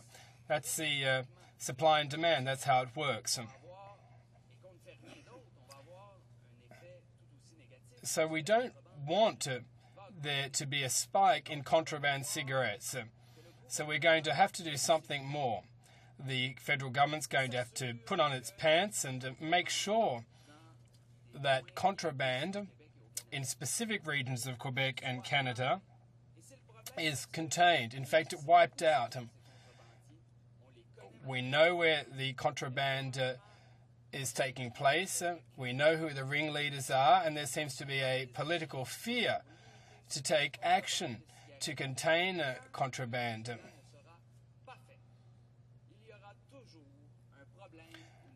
Now, until we settle this issue, there'll always be tobacco addiction problems. It's all well and good to have advertising campaigns, awareness campaigns. We may reach a critical point. For example, 20% of smokers. If we can't get beyond that percentage, we're going to have to take other steps. For example, get rid of these contraband networks. Now, in addition to that, Madam Speaker, we think that police enforcement is important. Some regulations need to be amended to discourage the ringleaders of contraband, and that's the key to the problem. We need to eliminate this source. That's the best way of preventing contraband. And my honourable colleague from Marc-Aurèle-Fortin, who's a former Minister for Public Security, did some excellent work on tobacco addiction and contraband and the fight against drugs. The government of the PQ, the Parti Québécois, which wasn't afraid to take concrete action and to round up these ringleaders of contraband. The police went to great lengths to round up these criminal groups. We need to prohibit the supply of to unlicensed manufacturers. We need to revoke the permits and licenses of companies that don't respect the law. We need to have proper labelling of cigarette packets. We need them to be traceable so that we can monitor the delivery of tobacco products. We need to lobby the American government so that they can shut down the illegal tobacco manufacturers on their side of the border. Because, Madam Speaker, the problem isn't just in Canada. It will legislate in vain here in Canada with respect to little cigars and contraband if the US government doesn't do its bit to address this problem. So it'll be impossible to wage a war against tobacco and illegal use of tobacco and contraband if the Americans don't get on board. So there needs to be a fine a much higher fine than the $5,000 which currently exists for breaking the law. Don't you find that's ridiculous? Yes, one of my colleagues is sure that you find it ridiculous that or rather the fine, the permits, the licenses only cost $5,000. Anybody here could afford that, and probably most people listening could afford the $5,000 permit. Tobacco companies make billions of dollars in profits annually, and yet there's this ridiculous sum of $5,000 that they have to pay to get a license. I think that it should be increased to $5 million, as do my colleagues. Now, this cannot be achieved if all stakeholders act in silos. The federal government must coordinate the efforts of the various departments, because only coordinated action will in fact take into account all the aspects of tobacco use: prevention, education, repression, law enforcement.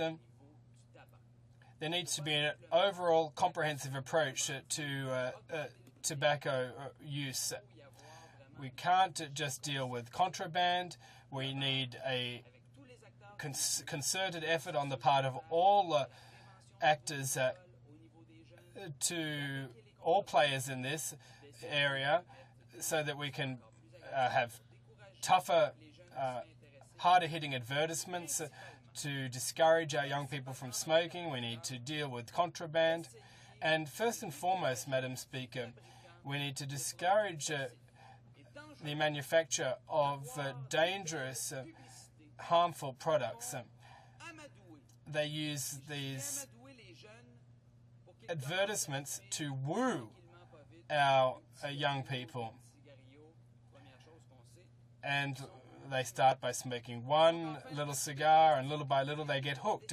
The Bloc Québécois believes that any measure to fight contraband on reserve must be made in collaboration with Aboriginal leaders. We need to target criminal organisations in a concerted way as well.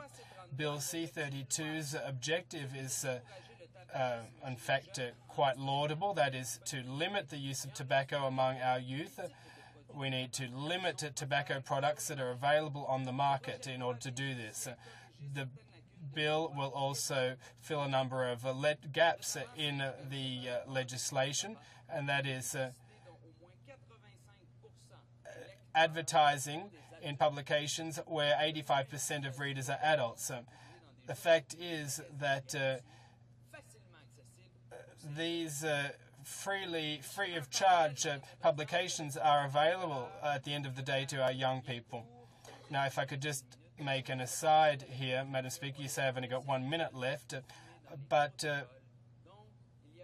young kids are often allowed to smoke in the corridors of schools.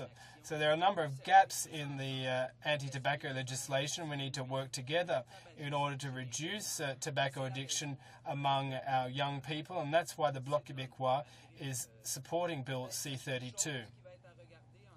There are a number of things that need to be considered in committee, and my colleague from Verchères les Patriotes and I, who are both working on the Health Committee, will work hard to stop tobacco use among our among our youth. Questions and comments? The Honourable Member for Eglinton Lawrence. Thank you, Madam Speaker. I'd like to commend the member who just spoke, not just about tobacco addiction, but also about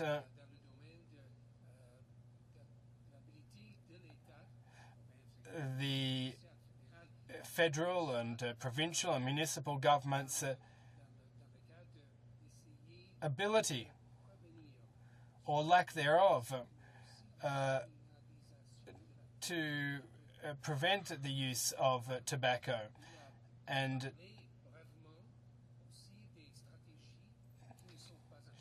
he also spoke about strategies which, in his opinion, aren't adequate.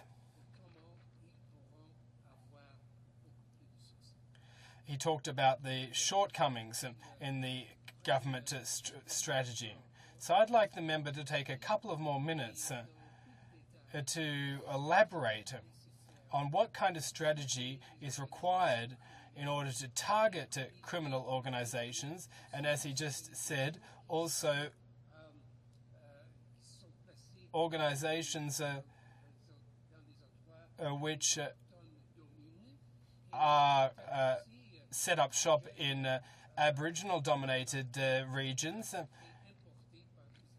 and of course the tobacco which is imported and exported over the border with the United States. Could he please talk about any strategies which he could, his party might be interested in? The federal government doesn't seem to be interested at all in this matter. There's not a single member on the Conservative side that has risen to speak about this issue. The Honourable Member for Repentigny. Thank you, Madam Speaker. I'd like to thank my colleague from the Liberal Party for his awareness of this file. His questions are always very specific, and quite clearly he wants to address contraband. I don't really know his writing very well. Perhaps he'll have an opportunity to help me to get to know it a bit better. I don't know if he has problems with tobacco contraband and cigarette contraband in his writing, but I'd just like to thank him for making the distinction between provincial and municipal governments and reserve governments.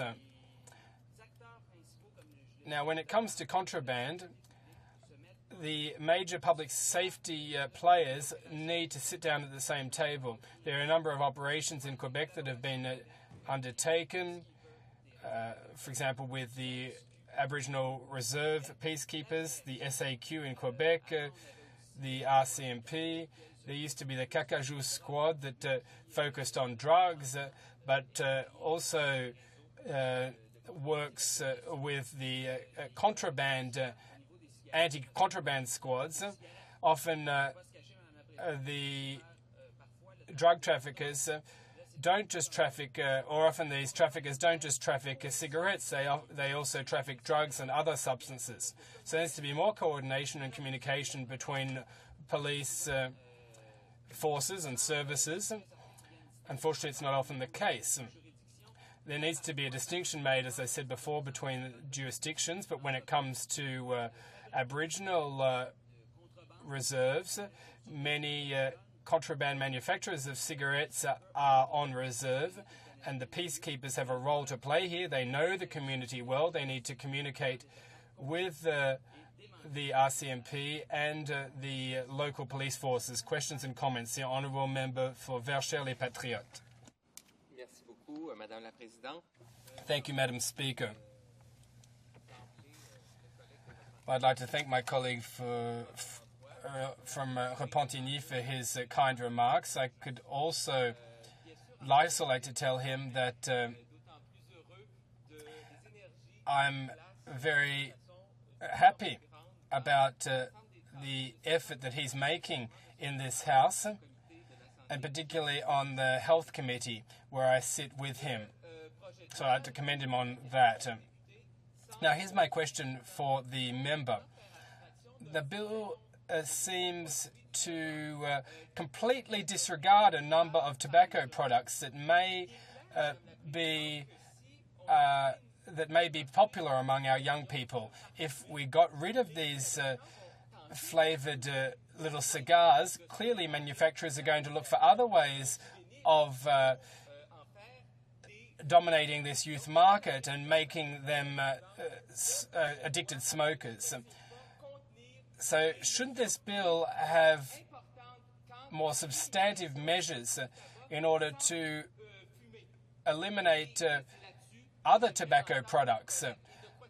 For example, tobacco products without smoke. What does he think about that? I think everyone in this House needs to do everything in our power so that the government bends to our will on this point. Madam Speaker, my colleague has just asked me a question. Obviously, he cares very, very much about this issue. He cares about our youth, especially as far as smoking is concerned.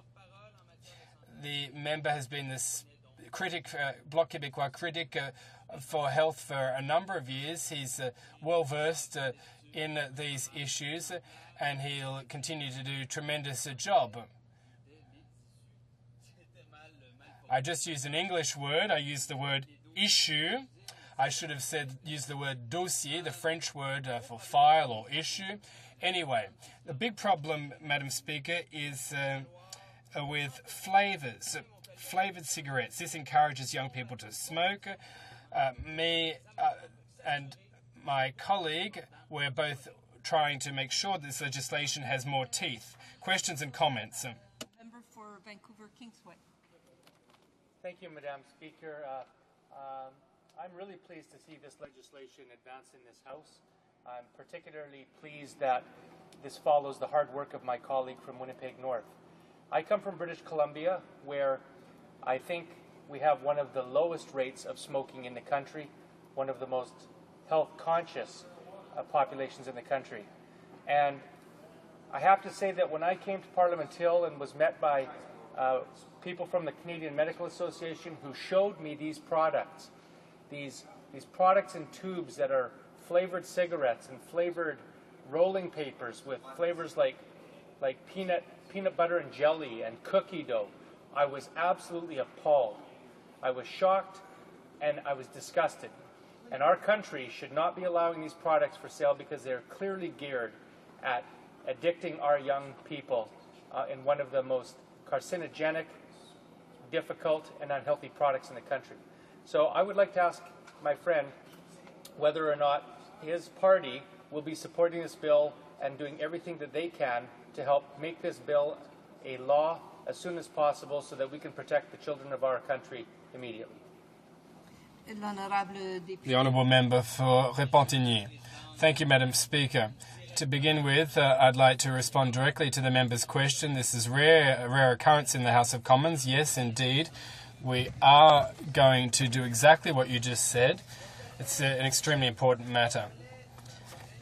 My colleague referred to an interesting problem that I barely had time to touch on, even though I did speak for about 20 minutes, Madam Speaker, but as a parliamentarian I'd like to address this issue, and that is the new tobacco products. The development of new tobacco products, the way that they are advertised, the way that these products are packaged.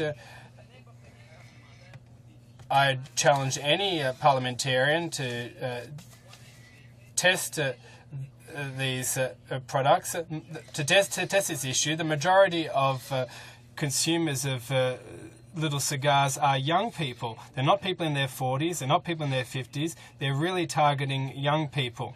The packaging is attractive, the flavors are attractive. People see this peach-flavored little cigar and they probably don't understand all the harmful effects of the little cigar. It looks harmless enough. A little peach cigar seems kind of cute, but unfortunately it's extremely harmful and as bad, if not worse, than traditional cigarettes. Questions and comments? A very brief question. The Honourable Member for Manicouagan. Madam Speaker, in Quebec there is legislation. There can't be one law for natives and another for white people.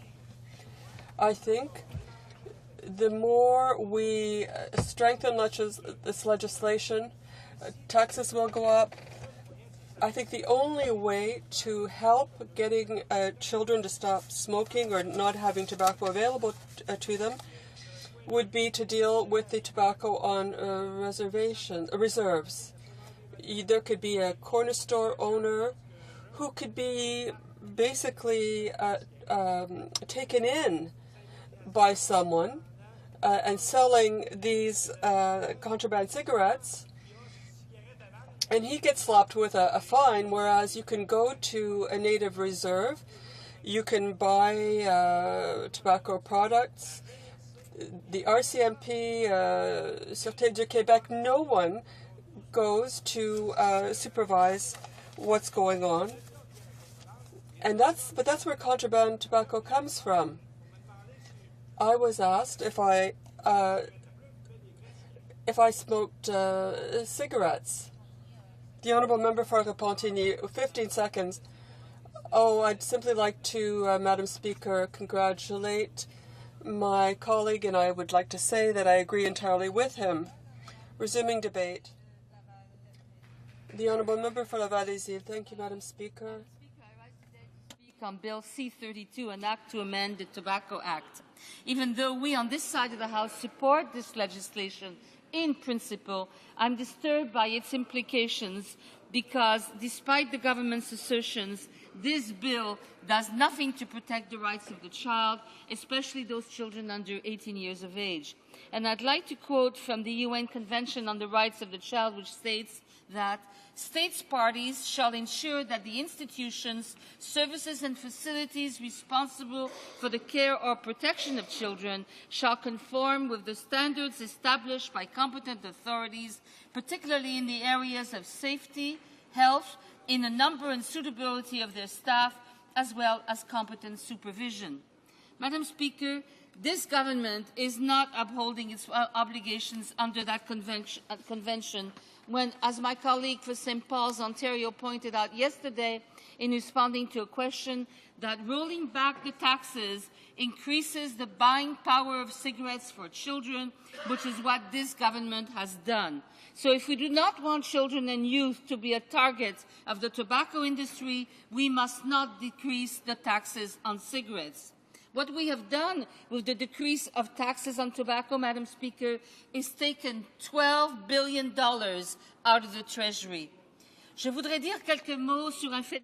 I'd like to say a few words about a phenomenon which, until a few minutes ago, hasn't really been addressed by my colleagues, although there are two or three who've discussed it, and that is the significance of contraband in the sale of tobacco products. The decision taken by the Canadian government, given the phenomenon of contraband, has not been the very best. There was a report by the World Bank pointing out the fact that even if there is significant contraband, an increase in taxes simply increases revenue for the state and leads to a drop in smoking. It encourages smokers to stop. It prevents others from starting to smoke. It's also difficult to understand what the Federal Minister of Revenue said in 2009 in the newspaper, the Gazette, when he said that 14,000 licenses were issued in Quebec, which represents 37% of all licenses issued, which is in clear contradiction with the government's avowed position to help protect children from tobacco marketing. Since then, there are 11 tobacco manufacturers who are on a HoC reserve. It's clear that the problem of contraband is one that is increasing. I'm not alone in saying this. Other colleagues in other parties have addressed this, and it does seem to be a phenomenon that is much more significant in Quebec than in other provinces. It is thought that 30 to 40% of cigarettes sold in Quebec are contraband cigarettes, and the shortfall for the province is about $300 million. If the government doesn't have the means at this time to supervise and monitor the industry and to make it clear that licenses have to be respected, it won't be this bill that will prevent access to illegal contraband cigarettes by children. This bill is weak and ineffective, even if its purpose is meant to prevent import and sale of little cigars and to have it such that these little cigars can only be sold in packages of 20 or more. Spike Marks Inc. of Montreal and dated May 26, 2009, and I quote, "The government proposed ban will not in the least address minors' access to tobacco. Also, that the government's proposal will come to further fuel the contraband trade in tobacco by providing exclusive market rights to these products to native manufacturers and criminal groups," end of quote. So, Madam Speaker, the illegal industry will find a way to circumvent the laws, as they always have, that's why they're illegal, if the kind of public education demanded under Article 42 of the UN Convention on the Rights of the Child is not carried out, and that is to make the Convention widely known to adults and children. Article 44(6) of the Convention also requires Canada to make their reports on child rights widely available to the public and have the public actively engage in children's rights. For example, Madam Speaker, 71% of Canadians who participated in an Ipso-Reid study undertaken for Save the Children Canada in 2004, only 5 short years ago, gave Canada a C or lower in fulfilling its obligations to improve the lives of Canadian children. At the same time, only 33% of adults who were interviewed answered questions accurately when it came to Canadian children living with HIV, in poverty, abuse, or other social conditions as a result of the increasing marginalization of their parents. This government has not only failed in its obligations under the UN Convention on the Rights of the Child to educate the public, but it is also derelict in those obligations by failing to put in place the necessary legislative policies with effective monitoring and evaluation mechanisms to curb the lucrative contraband trade. What is fascinating about this entire approach, Madam Speaker, according to Luc Martial of Casa Cubana, they were surprised to learn during their meeting with Health Canada officials that the government had little or no actual relevant research on flavored tobacco products, their market, or the industry. More precisely, Health Canada had no comprehensive understanding as to who exactly is consuming these products, what products are actually being consumed, little cigars, cigarillos, plain or flavored, in what quantities, in what frequencies, where and how these products are actually being assessed. For example, is it through friends, family, peers, legal channels, or how much of it is actually contraband? Why consumers were beginning to access these products as opposed to other traditional cigars or cigarettes, and how the use of flavors actually impacts consumers' decision to start and continue smoking. That seems to me an extremely important point considering what other colleagues have said earlier. Yet, I find all that strange to understand because, Madam Speaker, according to the Canadian Cancer Society's website, findings from our 2006-2007 youth smoking survey released on June 23, 2008, and funded by Health Canada show, and I quote, that teenagers in grades 10 to 12 use cigars and cigarillos the most. 35% said they had tried cigars, cigarillos, and little cigars.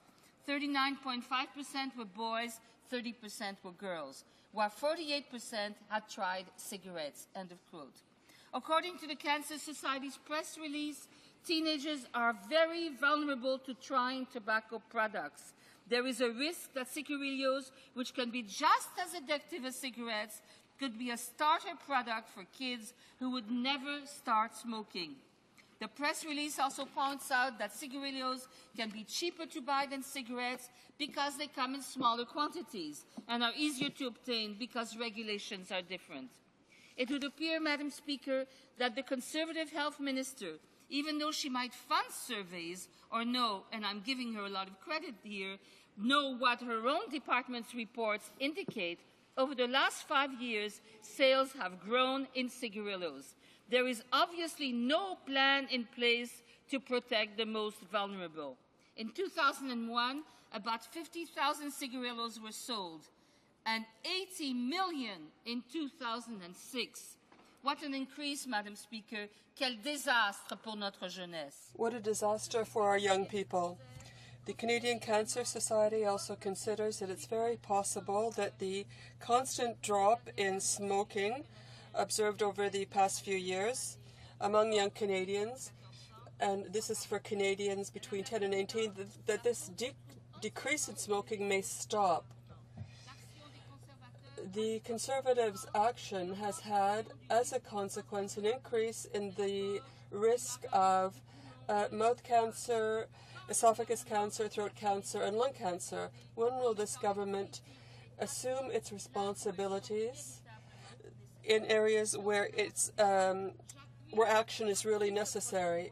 Madam Speaker, I support this bill, even though it's weak and ineffective, but I support it because I want this bill to be referred to committee so that members may amend it as necessary, so that this bill can really address the situation of young people and tobacco.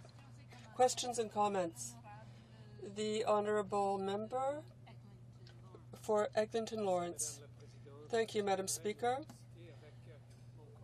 I would like to congratulate my colleague for her very enlightening speech.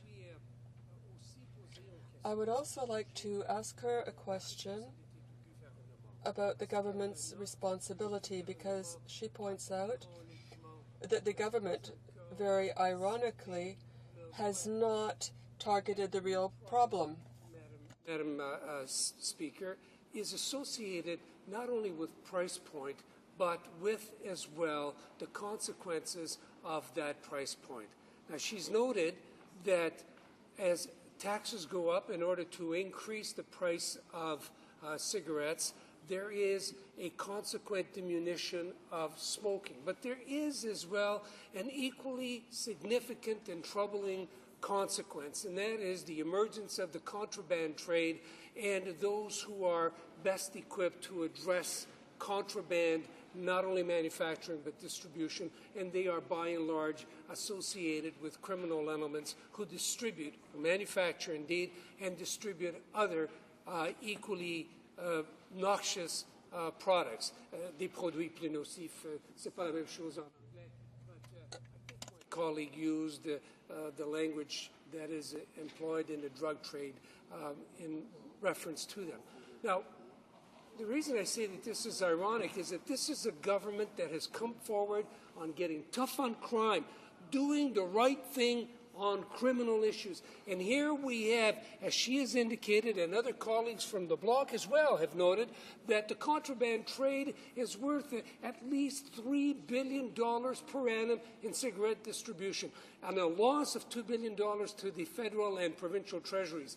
But not a penny has gone, at least through this bill, towards putting together a strategy for enforcement, for going to the root of the manufacturing and distribution systems, and for putting in place a methodology and a system to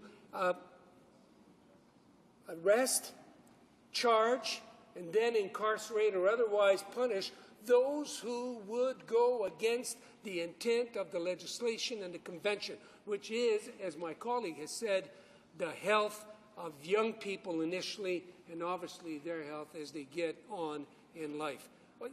I wonder if she would comment on this absolute abdication of responsibility when it comes to doing the right thing from criminal activities and the imposition of the right laws to prevent criminal activity.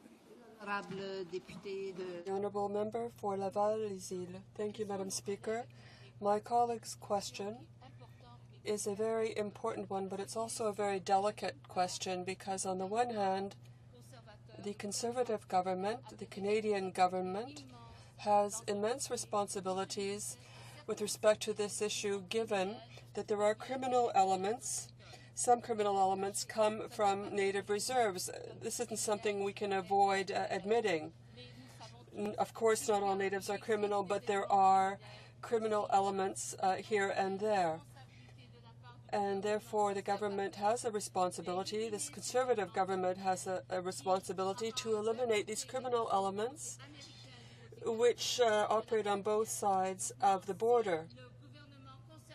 If the Conservative government were more global in its approach, were more fair to Native communities Canada-wide, then Native communities would have more authority to combat these criminal elements, because they're detrimental to their communities.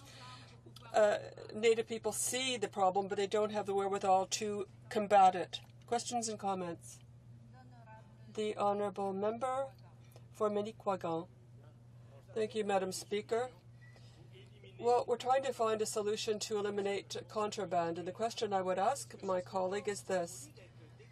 Instead of it being the retailer who charges the sales tax to the consumer, shouldn't the government pass legislation taxing the manufacturers who produce tobacco products, be it Native communities or criminal society which sells contraband?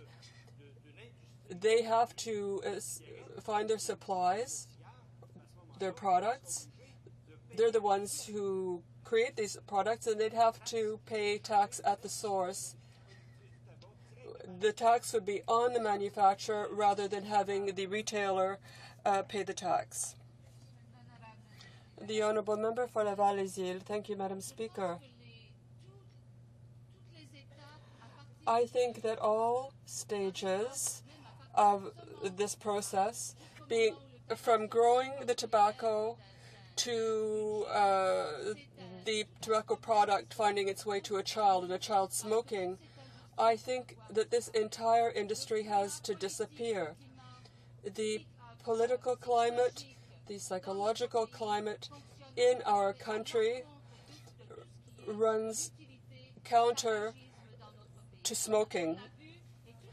This is clear, and all members on both sides of the House have mentioned this. I think that this entire tobacco industry is in a situation that, well, I would perhaps compare it to when the horse began to disappear as a means of transport and was replaced by cars. There were people who found themselves in an industry, or in a trade rather, which no longer operated. And it seems to me that the tobacco industry is about to face this kind of transition, this kind of difficult transition, where those who grow tobacco, starting with the tobacco farmer to the tobacco manufacturer, I think we have to look at the entire process and we have to eliminate it. Lawrence. Madam Speaker, I find that, or Madam Chair, Speaker, I find that my colleague is a lot more learned on this debate than any member of the government side has been prepared to demonstrate. And so I'm going to ask her, because she took great pains to make distinctions between correct activity and that which contravenes the law.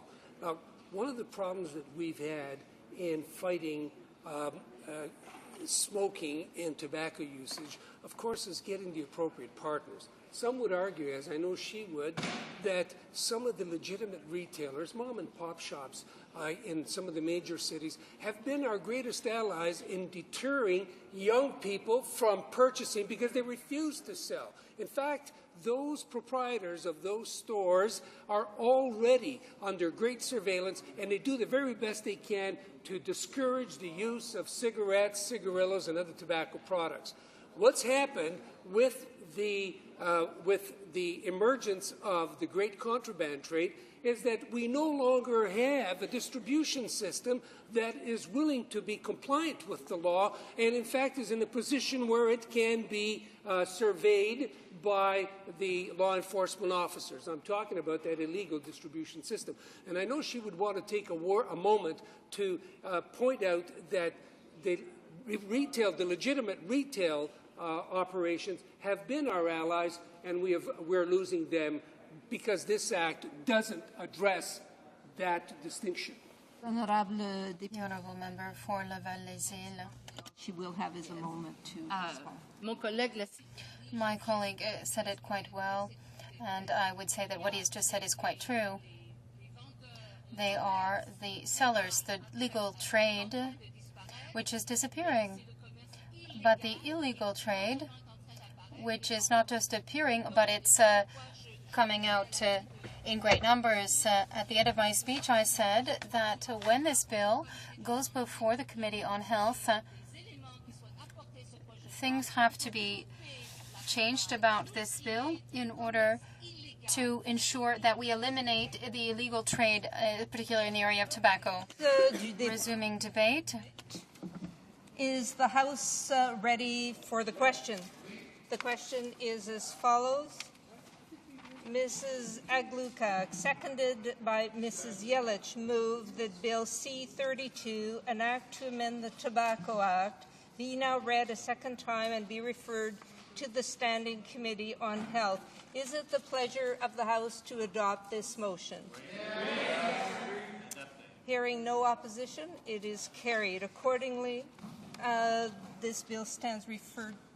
I'll let the clerk make it. Second reading of this bill, deuxième lecture de ce projet de loi. Accordingly, the bill stands referred to the Standing Committee on Health. Orders of the day. Debate at second reading of Bill C-34, Protecting Victims from Sex Offenders Act. Monsieur Van Loan, appuyé. Mr. Van Loan, seconded by Mr. Fleischer, moves that Bill C-30, an act to amend the Criminal Code of Canada and other acts, be now referred to the Senate Committee on Public Safety and National Security. I'm speaking today on Bill C-34, an act to amend the Sexual Offenders Information Registration Act, the Criminal Code, and the National Defense Act, and the International Transfer of Offenders Act. Les modifications que nous proposons aujourd'hui. Amendments that we're proposing today will ensure that there will be more effective tools to help the government fight against crimes of a sexual nature. I'm sure this will have the support of all Canadians and all parliamentarians. Four will implement fundamental reforms to the National Sex Offender Information Registry. First and foremost, the government will ensure that in future, every individual who is convicted of a serious sexual offence is automatically registered with the National Sex Offender Registry. Offenders convicted of a serious designated offence under the Sex Offender Information Registry Act will also be required to provide a DNA sample to the National DNA Databank. Les honorables parlementaires savent bien. Honorable parliamentarians know well that not all sexual delinquents are on the registry, since a Crown prosecutor must submit a request to register the sex offender on the registry when they're found guilty of a sexual crime, and the judge has the discretionary power to refuse such a request. Modification proposée aujourd'hui par The amendments proposed today by the government will allow the elimination of this shortcoming. And sexual offenders found guilty will have their names registered on the registry, which will enable police in their investigations to ensure that every individual who is convicted of a serious sexual offence is automatically registered with the National Sex Offender Registry and is required to provide a DNA sample to the National DNA Database. Under the reforms the government is proposing today, the police will also be able to use the National Sex Offender Registry not only to investigate crimes after the fact, but also to prevent them from occurring in the first place. Under the present system, police can only make use of information in the Sex Offender Registry after a crime has happened. They are unable to use that information as a preventative measure to ensure the protection of Canadian communities. If police see suspicious activity near a school ground, for example, if this law is passed, they will be able to request access to the registry to find out if the person involved is a registered sex offender and obtain more information to assist them in their prevention work. Police and victims groups have requested these changes for some time. Our government is delivering on them.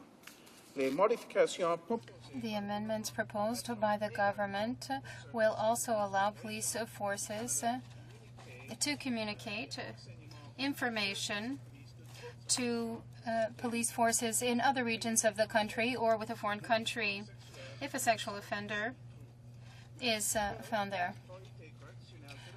Federal correctional authorities and provincial correctional authorities will be able to advise officers responsible for the registry of the release or the reincarceration of a sexual offender who is on that list. sex offenders escape the National Sex Offender Registry. We are changing that. Canadians being transferred to complete a sentence in Canada for a sexual offense conviction committed in another country will automatically be registered. Any Canadian who returns to Canada after having completed a sentence for a sex offense committed outside of Canada will be required to provide written notice of that fact to the police in the province or territory where they are returning and will be required to register if served with a notice to do so. Many Canadians are shocked to find out that travelers who commit sexual offences can escape the registry upon return to Canada under the present system. Mr. Speaker, under Bill C-34, Canada will no longer be a safe haven which protects traveling sex offenders. We want to help the police forces investigate sexual offences as well as to protect Canadians.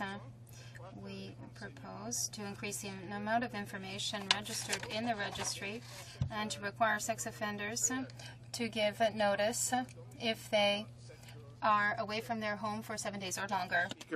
The bill before us today responds to the concerns expressed by thousands of Canadians about the inadequacies of the present National Sex Offender Registry.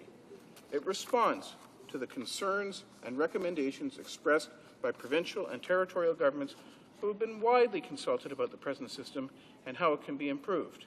It responds to the concerns and recommendations of law enforcement officials as well as to various victims groups, all of whom see almost every day the pain and suffering which heinous sexual crimes can cause to victims and to their families that they leave in their wake. All of this is why I'm confident that the honourable members in this House will give speedy passage to the bill that's under debate. All of us have an interest in preventing crime.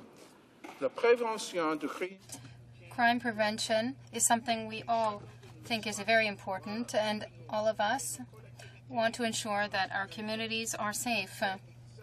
That is exactly the goal of this bill. This is the opportunity we have here today. Canadians, as members of this House, to take a step to correct those deficiencies that we've seen in the National Sex Offender Registry that, while well-intentioned, in practice has simply not worked to protect Canadians. We're making the changes today. We're asking this House to make the changes today to make that registry work, to protect Canadians. We owe it to all Canadians, to children, to those who have been victims of sexual-related crimes, to their families. We need to do this, and we need to do it now. Thank you very much. We will have questions and comments at a later date, but now, it being 6:48 p.m., the House will now proceed to the consideration of private members' business as listed on today's order paper. Private members' business, resuming debate at second reading of Bill C-280, an act to amend the Employment Insurance Act qualification for entitlement to benefits, standing in the name of Mrs. Hughes, Algoma, Manitoulin, Kapuskasing. Singh. Before beginning debate on this, I'd like to issue a ruling. Le 7 mai dernier, avant le... On May 7th, 2009, prior to the second reading debate on Bill C-280, an act to amend the Employment Insurance Act, a qualification for an entitlement to benefits, standing in the name of the member for Algoma, Manitoulin, Kapuskasing, a point of order was raised by the Parliamentary Secretary to the Government House Leader to the effect that this bill requires a royal recommendation. The Parliamentary Secretary argued that Bill C-280 would result in significant new expenditures by lowering the threshold for eligibility for some claimants and changing the formula for the calculation of benefits. He further noted that Bill C-280 was virtually identical to another private member's bill introduced in the last Parliament, Bill C-265, an act to amend the Employment Insurance Act, qualification for and entitlement to benefits, which had been found to require a royal recommendation. In replying to the Parliamentary Secretary's point of order, the member for Windsor-Tecumseh expressed the opinion that a royal recommendation was not required, since any new expenditure would be covered by contributions from workers and employers and not by the government. I have examined the bill carefully and found that, as the Parliamentary Secretary noted, Bill C-280 and C-265 are indeed virtually identical. They both contain proposed changes to the employment insurance program that include lowering the threshold for becoming a major attachment claimant to 360 hours, setting benefits payable to 55% of the average weekly insurable earnings during the highest paid 12 weeks in the 12-month period preceding the interruption of earnings, and reducing the qualifying period before receiving benefits and removing the distinctions made in the qualifying period on the basis of the regional unemployment rate. Dans une décision rendue on March 23, 2007, in a ruling on Bill C-265, on page 7,845 of the debates, the Chair had concluded that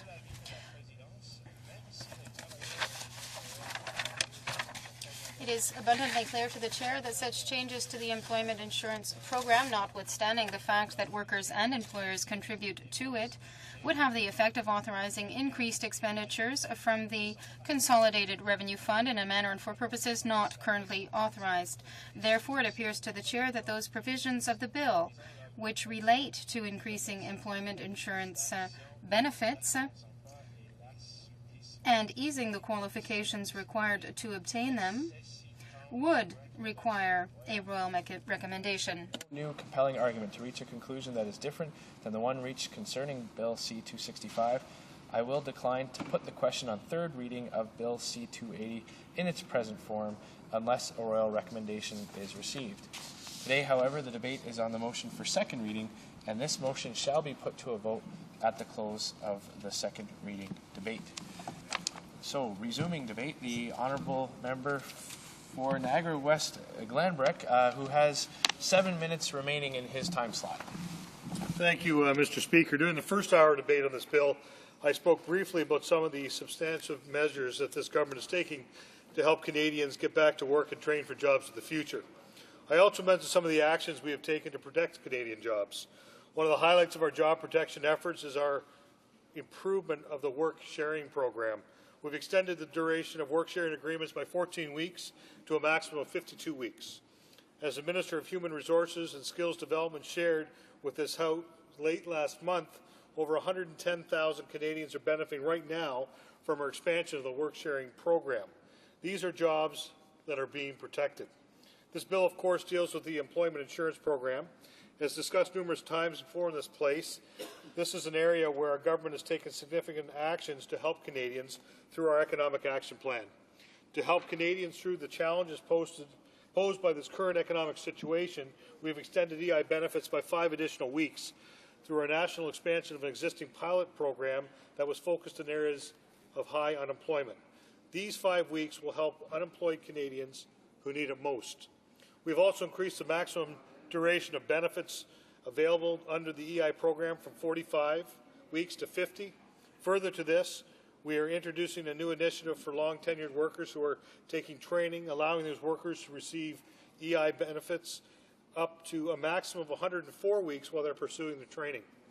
As the Parliamentary Secretary to the Minister of HRSD said during the first hour of debate on Bill C-280, the proposed NDP legislation before us is uncosted and does not take into account the future potential unintended consequences on the labour market that these proposed changes may have. Any proposals of reform to the EI program need to be considered comprehensively within the context of who is going to pay for these changes, while also taking into account what impact these proposals will have on helping Canadians get back to work so that they can get jobs to put food on the table and provide for their families. Mr. Speaker, I want to reiterate that our government recognizes the challenges faced by those who have lost their jobs in difficult times. That is why we want to ensure that any action we take is effective in both the short and the longer term. That is also why we are monitoring the effectiveness of our measures to make sure that the EI system is working and responding effectively to the evolving economic circumstances. But what we will not do is implement this Liberal NDP 360-hour, 45-day work year idea. The opposition could say what they want about this scheme, and we know that they will. The fact of the matter is This irresponsible proposal will result in massive increase in job-killing payroll taxes that will hurt workers and businesses alike at a time when they can at least afford it. This irresponsible proposal certainly won't help Canadians find new jobs or get new skills. It will simply add billions and billions more to the tax burden of Canadians. But don't take it from me, Mr. Speaker. Let's see what others are saying about this Liberal NDP plan. The sponsor of this bill herself, the member from Mulgano, Manitoulin, Kapuskasing, said on Monday in the Saskatoon Star-Phoenix that a payroll tax increase may be necessary. The Liberals realized this back in October when they stated in a press release on October 2nd that the NDP proposal would result in an employment insurance premium hike. They seem to have forgotten that now. I think it is striking that the Liberal Party would be honest with Canadians when they are looking for their vote, during an election, but would now change its tune. It should also be noted that back on April 11th in 2008, the Liberal EI critic, the member from Dartmouth Cole Harbour and a colleague of mine on the HR committee, said in committee, and I quote, "It's my view that if you get rid of the regional rates and there are changed forced on the EI system because of the economic circumstances, those in high unemployment regions will hurt disproportionately." He also said that the cost is pretty significant to do this 360 45-day work year plan. He said we should keep the regional rates. This is to protect those people in high unemployment areas. And he said that just a year ago, Mr. Speaker. Let's see what others are saying about the Liberal NDP 45-day work year proposal. Harvey Etchen in the Vancouver Sun on May 26th said, and I quote, "The Liberal option not only seems illogical, but it would raise the federal deficit and probably taxes, while doing nothing to address the fact that many of the jobs that have been lost are not coming back. The Conservative government is right to reject it. The federal government is on the right track with investment in skills and training and transition programs." And here's what Don Martin of the Calgary Herald said on the same day, and I quote, "Just 360 hours to qualify for a benefit payment period that is just shy of a year? Come on. That's a bit rich, even for the Liberals. There are many better ways to reform the system, starting with the Conservatives' $500 million to stretch benefits for long-term workers." I agree with that, Mr. Speaker, and I think many Canadians do as well. Unlike our opposition's rhetoric and irresponsible plans, our government's economic action plan is helping Canadians get new skills for new jobs and is helping Canadians through these tough economic times. Unlike the opposition on this side of the House, we will not force all working Canadians and businesses to pay more taxes for this proposal. Our government is helping and will continue to help Canadians get the training they need for the jobs of tomorrow. We will continue to help preserve jobs so that hard-working Canadians can continue to pay their mortgages and provide for the needs of their families. Our economic action plan is providing additional support to Canadians in a responsible and coordinated way, and we will continue to do so. The proposal before us is not responsible, and that is why we cannot support it on this side of the House. Thank you.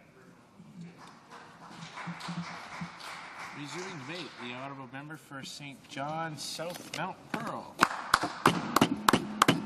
Thank you, Mr. Speaker. I'm pleased to rise today to speak to Bill C-280. This issue on employment insurance is critical and impacts every community in our country. I'm glad to have this opportunity to discuss the need for changes to this critical component of our social infrastructure. Since the economic crisis began, more than 300,000 Canadians have lost their jobs. Our system of employment insurance, designed more than 60 years ago, was simply not structured to effectively manage a national crisis of this scope. More than 40% of unemployed Canadians who have paid into employment insurance do not qualify for benefits because of where they live. That's shameful. This is a serious concern and one this bill takes steps to address. Employment insurance rules have not kept pace with changing work environment. Current restrictions on claiming employment insurance benefits are preventing workers who have paid into the program from claiming money to support their families now when they need it most. Across this country, 58 regional standards govern which Canadians are eligible for temporary assistance when laid off from their jobs and which Canadians are left to fend for themselves. Right. This means that while most of us pay into the employment insurance program for most of our lives, we may never be eligible to receive employment insurance if we have if we happen to lose our jobs through no fault of our own. This assortment of regional standards is clearly not meeting the needs of the unemployed. We are seeing cases, for example, where two workers are laid off from the same factory and have paid the same amount into employment insurance, but are now receiving different levels of assistance because their town just happens to straddle the border of two employment insurance regions. Crazy. In my riding of St. John South Mount Pearl, I recently heard from a young professional woman who in my riding found herself applying for employment insurance for the very first time because she was laid off from her job as an occupational therapist. Her hours were already been scaled back, and she was working mostly part-time in the months leading up to the permanent layoff. As a first-time filer in my region, she needed 840 hours to qualify for benefits. The reduction in the hours over the previous months left her with only 581 insurable hours, not nearly enough to qualify. I also think of fish plant workers, for example, from Petty Harbour, who work side by side doing the same work for the same number of hours with someone from the community right next door. And the person from Petty Harbour has to have 630 hours to qualify, and his fellow worker living nearby in the next community needs 420 hours. In this economic situation, the employment insurance system is not right for the times and needs to be adjusted. I believe, Mr. Speaker, that a temporary national 360-hour standard of employment insurance eligibility should be introduced for as long as this economic crisis in Canada persists. This would set a temporary, consistent standard across the country and make it easier for workers who have lost their jobs through no fault of their own to qualify for benefits during this crucial time.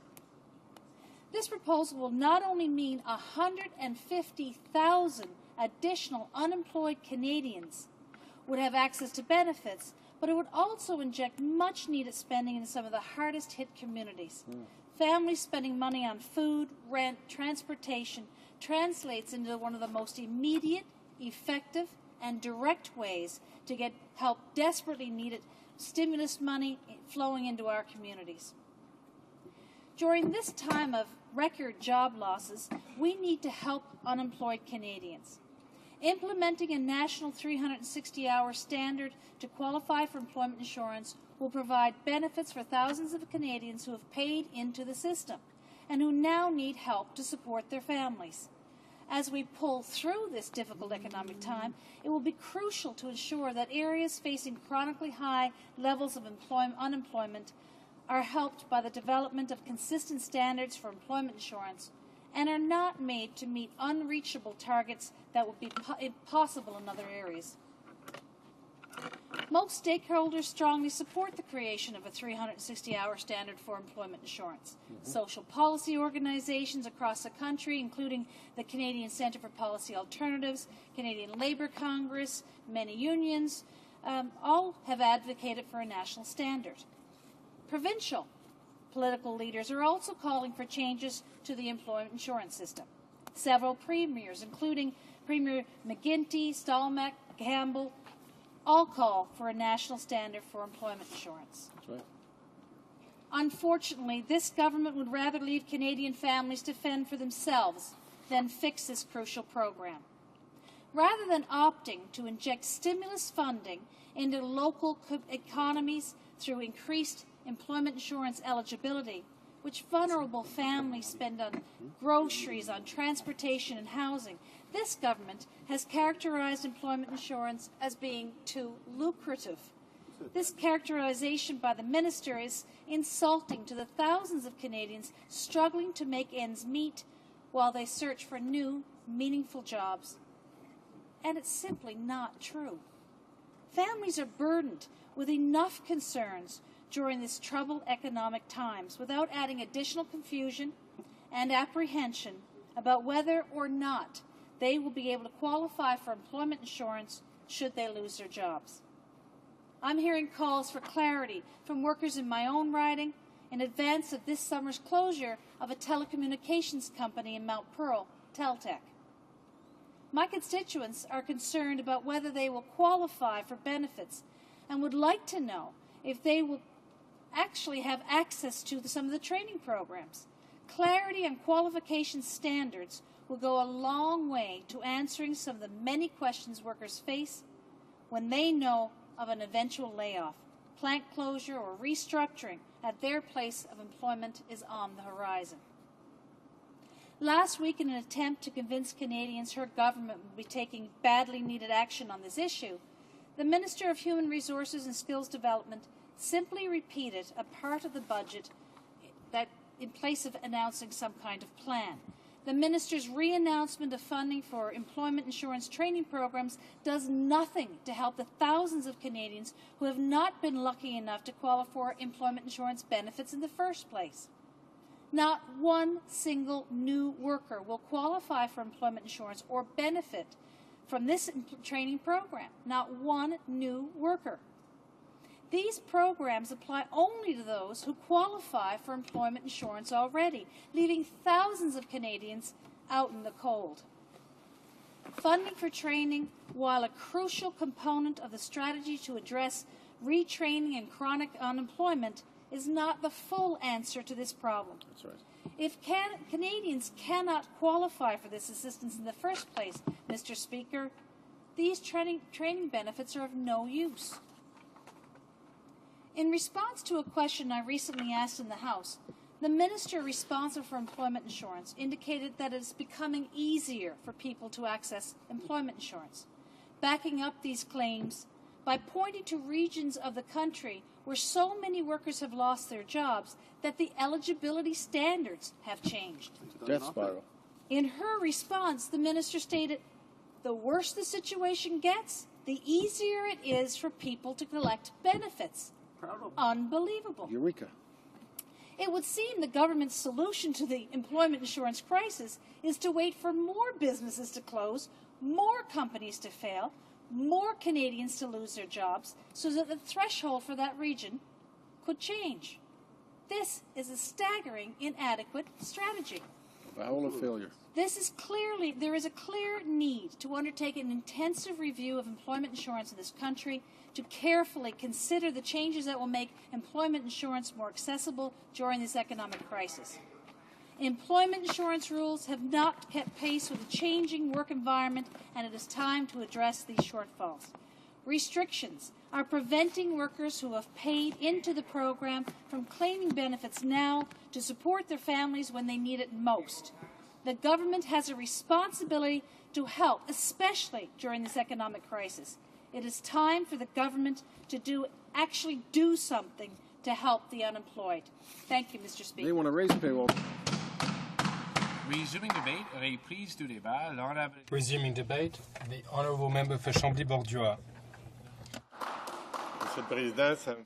Thank you, Mr. Speaker. I am pleased to rise on this very important bill. It nevertheless has a number of shortcomings. Mr. Speaker, I'd like to come back to what my colleague just said, and that is eligibility for the employment insurance system. I'd like to take advantage of the fact that my colleague across the way is here, as well as my colleague from Saint-Lambert. These colleagues sit on the Human Resources and Development Committee, and we are currently undertaking a study on the problem of poverty in this country. And one of the observations of made by all the witnesses is that the aggravating factor which impoverishes individuals are in fact the restrictions set out in the employment insurance system. People quite simply cannot qualify for benefits, despite the fact that they have paid into the system for many weeks and months. We know that there were so many measures that have been taken over the years to exclude as many people as possible. And today, there are very few people, in fact, who pay into employment insurance who are actually eligible to receive benefits. Most of my colleagues that have risen in this House, except for the Conservatives, acknowledge that there is a major problem that needs to be addressed. For our part, we're pleased to see that the Liberal Party is standing behind us and acknowledging that we need swift measures to help individuals who lose their jobs, measures that will also help to kickstart the economy. This bill introduced by our New Democratic colleague, Bill C-280, is a bill that will mean that claimants work 360 hours to be eligible for benefits. There's another measure, and that is the addition of 5 weeks of benefits. Well, you'll tell me that the 5 weeks were in the last budget, but I should point out that this is a temporary measure in order to weather the financial crisis. There are a number of measures that we would have liked to have seen which aren't included. For example, benefits would go from 55% of earnings to 60%. The same is true of the waiting period, which we'd like to see scrapped. Now, the Bloc Québécois bill is more comprehensive in my point of view. We have some questions of our colleagues in the New Democratic Party, especially with respect to the rules that will be relaxed during this crisis period. There'll be new benchmarks and criteria for people who've received EI previously. These rules aren't completely clear, so that when we do consider this bill in committee, I think it'll give us an opportunity to clarify this grey area. Mr. Speaker, we need to be realistic about the work that we have before us here. Earlier I said that our Liberal friends intend to vote in favour of this bill. But we need to know exactly what they intend to do. The only measure that the Liberal Party has put forward to date, and a measure they keep coming back to, is this 360-hour rule.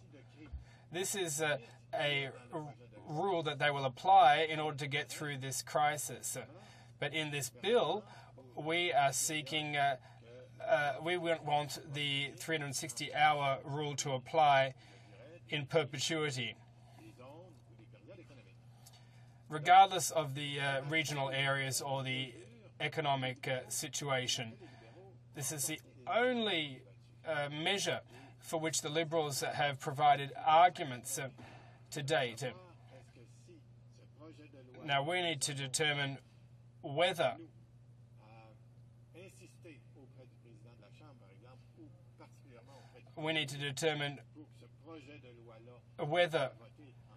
this bill is going to, who's going to vote in favour of this bill in third reading. Voting at second reading is far less compromising, given that we know that the Speaker does not intend to authorise further reading of this bill. Now, what we also need to understand is that this is a matter of credibility here. The employment insurance system and the situation in which it currently finds itself is the result of this government's action. The previous government, in fact, in 1994, changed the system, attempted to change the system with C12 in 2002, with C32, 2002, C34, 39, and 2005, another bill. Each of these bills was in fact enacted, and they limited eligibility to the employment insurance system as far as possible, as much as possible. So the Department of Human Resources and Social Development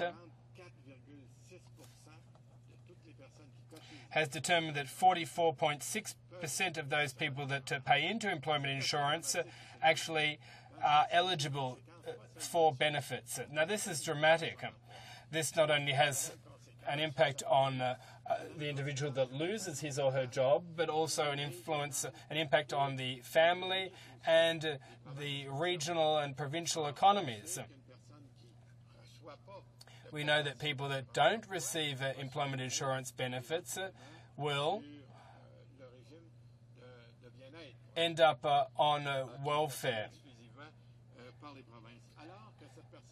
Now, these individuals have always paid into the employment insurance fund, and yet the government isn't putting a single red penny into this fund any longer. This is a serious economic crime, in my opinion. What they've done is tightened eligibility to employment insurance in order to rake in surpluses to the tune of $57 billion that the government has used for other purposes. So over the last 12 years, there have been hundreds of thousands of families that have suffered as a result of these measures and that have ended up in poverty in many cases. Now, the Bloc Québécois has come back time and time again with new bills. These bills have been defeated by the majority of the two major federal parties. Now, in closing, we can no longer deal with the Conservatives on this issue because they're going to great lengths in order to limit eligibility to employment insurance. Of course, we're going to have to vote for this bill from the 19th of June.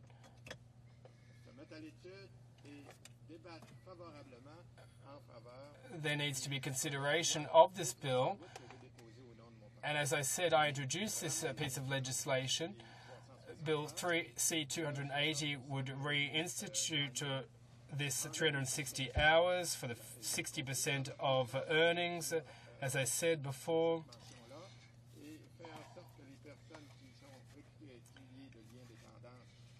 And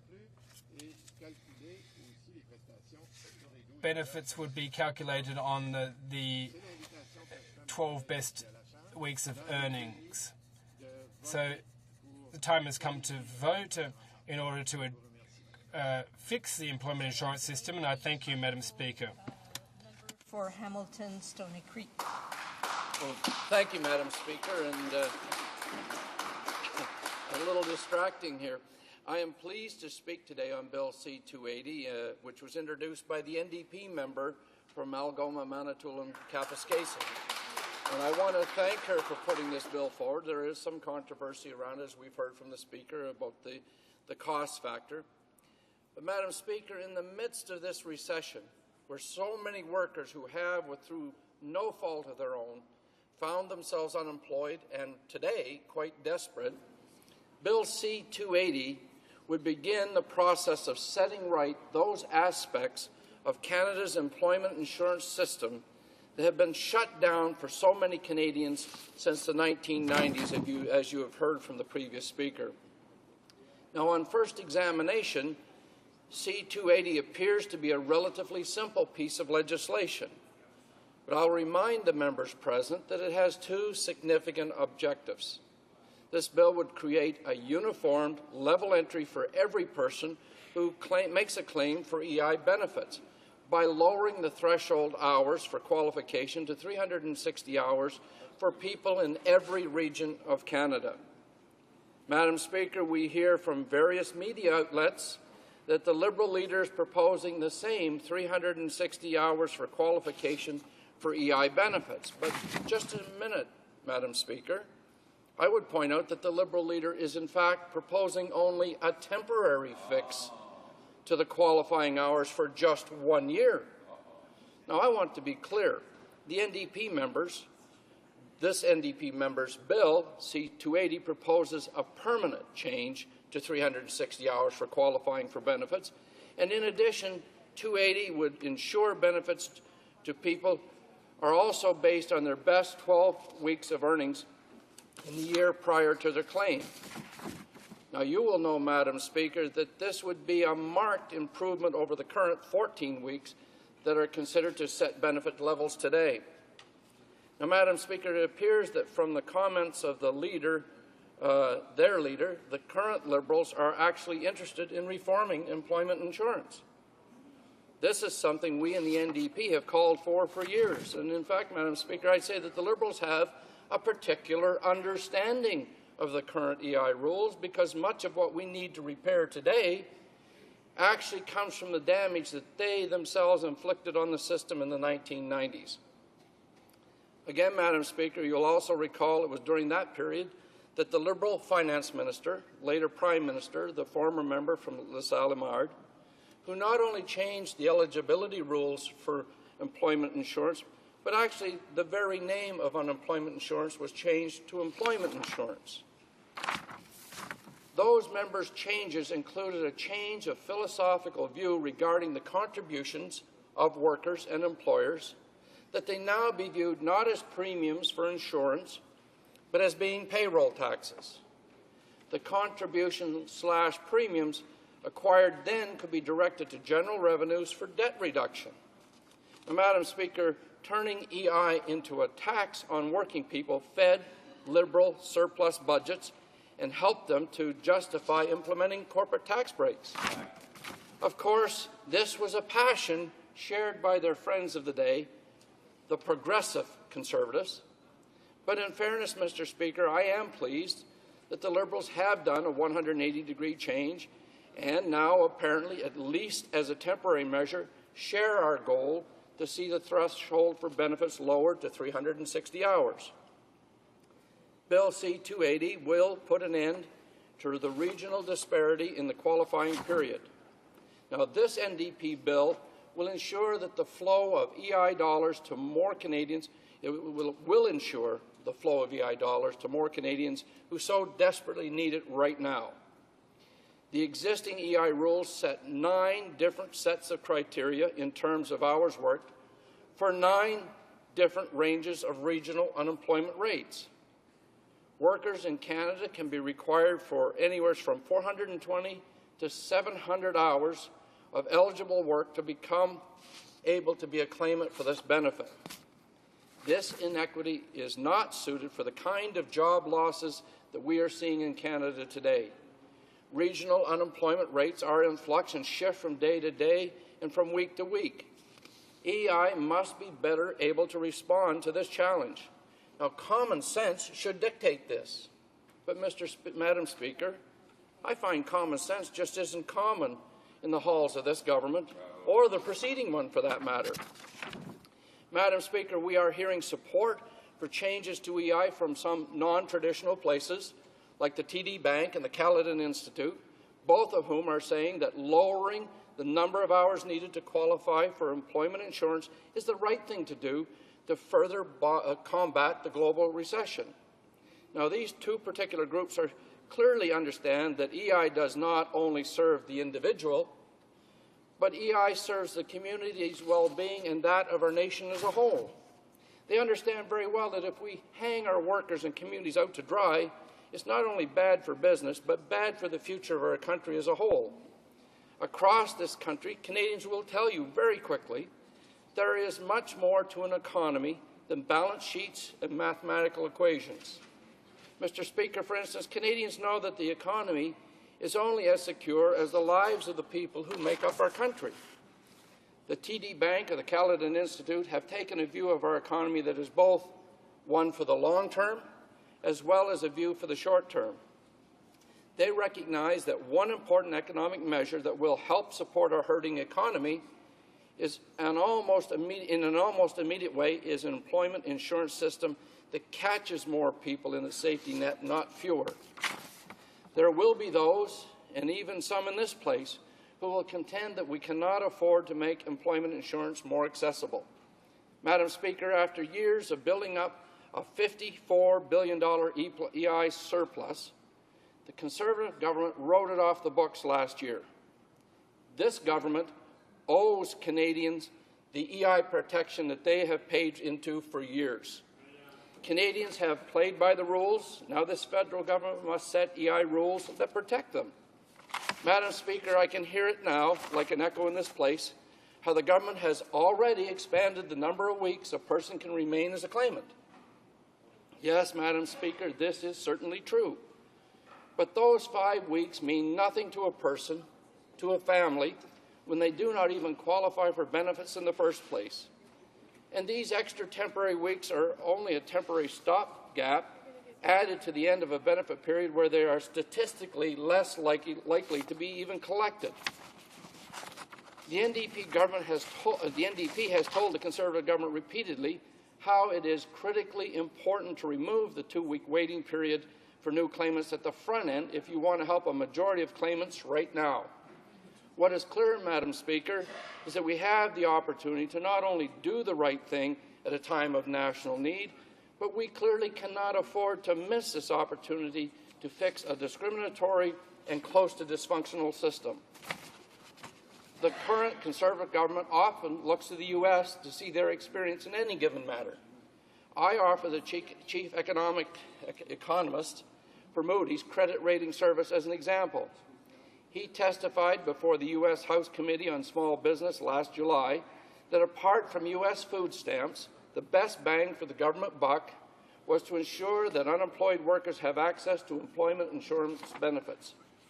To determine the effectiveness of differing stimulus measures, he compared their multipliers, an equation that gives a dollar amount to the economic activity created by a government dollar spent to stimulate the economy. His conclusions for some will be shocking. A typical right-wing solution, such as a permanent tax cut, came in as a loss, a negative equation that saw the dollar spent fizzle to half of its value.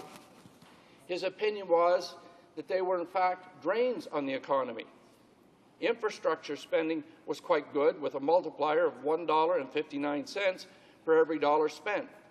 In his view, again, the problem with infrastructure spending is in the amount of time it takes to have the money flow to the economy, exactly what we're living in Canada today. His suggestion was that the better way to get money into the community immediately was through increases in spending on unemployment insurance. With a multiplier of $1.64, that would get the job done. Madam Speaker, I will close with this. Our first best chance to help Canadians directly and in a tangible way is through Bill C-280. Join us, join the NDP and support this bill. Thank you, Madam Speaker. Resuming debate, the honourable member for Saskatoon-Humboldt. Thank you, Madam Speaker, for this opportunity to speak on Bill C-280. In the current economic situation, our government is taking unprecedented action to help Canadians to adjust to the changing economy and acquire the skills required for the jobs of tomorrow, as seen by our government's Economic Action Plan. One of the things we are doing to help and protect Canadians during the economic downturn, we are investing $8.3 billion to the Canadian Skills and Transition Strategy. We are providing unprecedented support for workers to train and acquire new skills. Our plan will invest an additional $1 billion in funding over the next 2 years for training delivered under the EI program through existing labour market development agreements. This funding will help the provinces and the territories train an additional 100,000 EI-eligible claimants. To help Canadian workers who are not EI eligible, we are also providing $500 million to establish the Strategic Training and Transition Fund to support their training needs. To help workers while they are looking for work and who have been unemployed for longer periods, our plan provides nationally the extra 5 weeks of EI benefits that was offered as part of a pilot project that had previously only been provided in regions with high unemployment. We have also increased the maximum duration of benefits available under the EI program by 5 weeks, raising it from 45 to 50 weeks. Madam Speaker, this government is pursuing a broad-based labour market approach aimed at helping Canadians through this economic downturn. We are doing this by helping them upgrade their skills to get new jobs while injecting significant economic stimulus into the economy. With respect to the bill that we have us before today, there are, however, many problems. First of all, this legislation fails to consider how changes being proposed would impact the EI program as a whole. It fails to consider what the impacts would be upon labour markets, and it fails to consider how much it would cost, a particularly important consideration during our tough economic times. Any responsible proposal that seeks to make permanent changes to the EI program needs to consider how the proposed changes will be paid for, who is going to pay for them, and how these changes will help Canadians get back to work so they can provide for their families. As mentioned earlier in remarks, our government is doing many things to help those in need. But what it will not do is implement the Liberal NDP 360-hour, 45-day, 45-workday year idea. This is what the bill seeks to implement. And we're not the only ones who believes that this bill is an ill-conceived idea. On April 3rd of this year, the Scarborough Mirror reports that the Liberal member for Scarborough-Gilwood said he was hesitant, it's quoted, on the 360-hour threshold, saying 9 weeks of work seemed low. Commenting on the impact that this legislation would have on the labour market, here's what Jack Mintz said in the National Post. Shortening drastically the qualification period would encourage greater turnover of workers, result in a permanent rise in the unemployment rate, and impose a high economic cost. Mr. Mintz also addressed the opposition's position on EI, saying, "We should be careful not to come to quick conclusions about access to EI." He then referred to a study by the Department of Human Resources and Skills Development that said, and I quote, "shows that eligibility is not a problem for many hardworking Canadians who have recently lost a long-term job." Madam Speaker, the fact of the matter is hardworking people who have just lost a long-term job and who have paid EI for years are some of the people who are hurting most right now. This proposed legislation does absolutely nothing to help them. Commenting on what the Liberal NDP 45-day work year proposal, here's what a columnist in the Vancouver Sun said. The Liberal option not only seems illogical, but it would raise the federal deficit and probably taxes while doing nothing to address the fact that many of the jobs have been lost or not coming back. The Conservative government is right to reject it. The federal government is on the right track with investments in skills training and transition proposals. The fact of the matter is that this proposal would result in a massive job-killing payroll tax that will hurt workers and businesses at a time when they can least afford it. It would do nothing to help workers get new skills and new jobs. And Madam Speaker, the honourable members of this place should realize and understand that the people who will be most directly impacted by this raise of payroll tax hike will be the working poor, the people earning $15,000, $20,000, $30,000 and $40,000 a year, people, Madam Speaker, who work for minimum wage. And many members of this House have not worked for minimum wage month after month. I have, Madam Speaker. And Madam Speaker, it is those people, most of all, along with small businesses, who need to be protected from this cash grab payroll tax hike the opposition is proposing. I should also note, Madam Speaker, that this bill will make the proposed changes permanent. No temporary measures here. So let's not be fooled in this regard. On one hand, it's said that temporary changes are favored. On the other hand, they say they support this bill that would make 45-day work year permanent. The Liberals cannot keep their story straight. Let's take a trip through some of their flip-flops. The NDP sponsor of this bill herself, however, said in the Star Phoenix on June the 1st, a payroll tax increase may be necessary. The Liberals, however, realized this back in October, and they said so. They said the NDP plan would result in, quote, employment insurance premium hike. This is one of the ways I guess the Liberals will have to raise taxes. But now the Liberals will deny that they will need to raise EI taxes on lower-income workers. Well, which is it? I know the Liberal member for Dartmouth Cole Harbour and the official opposition EI critic had much to say on this issue. He continues to ask why we are sticking with the regional rates and aren't implementing this Liberal NDP job-killing 45-day work year idea. Well, I can tell you, Madam Speaker, using the words of the member for Dartmouth Cole Harbour. April 1st, 2008 in committee, and I quote, "It's my view that if you get rid of the regional rates that are and there are changes forced on our EI system because the economic circumstances, those in the regions will be hurt disproportionately." He also said that, quote, "the cost is pretty significant to do this 360-hour, 45-day work year idea."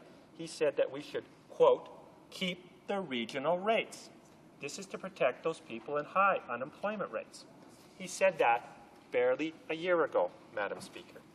On May 13, 2005, the former Liberal government also said in their response to the Human Resources Committee that, quote, "significantly reducing entrance requirements is not likely to equate to substantially increased EI coverage, particularly for the long-term unemployed."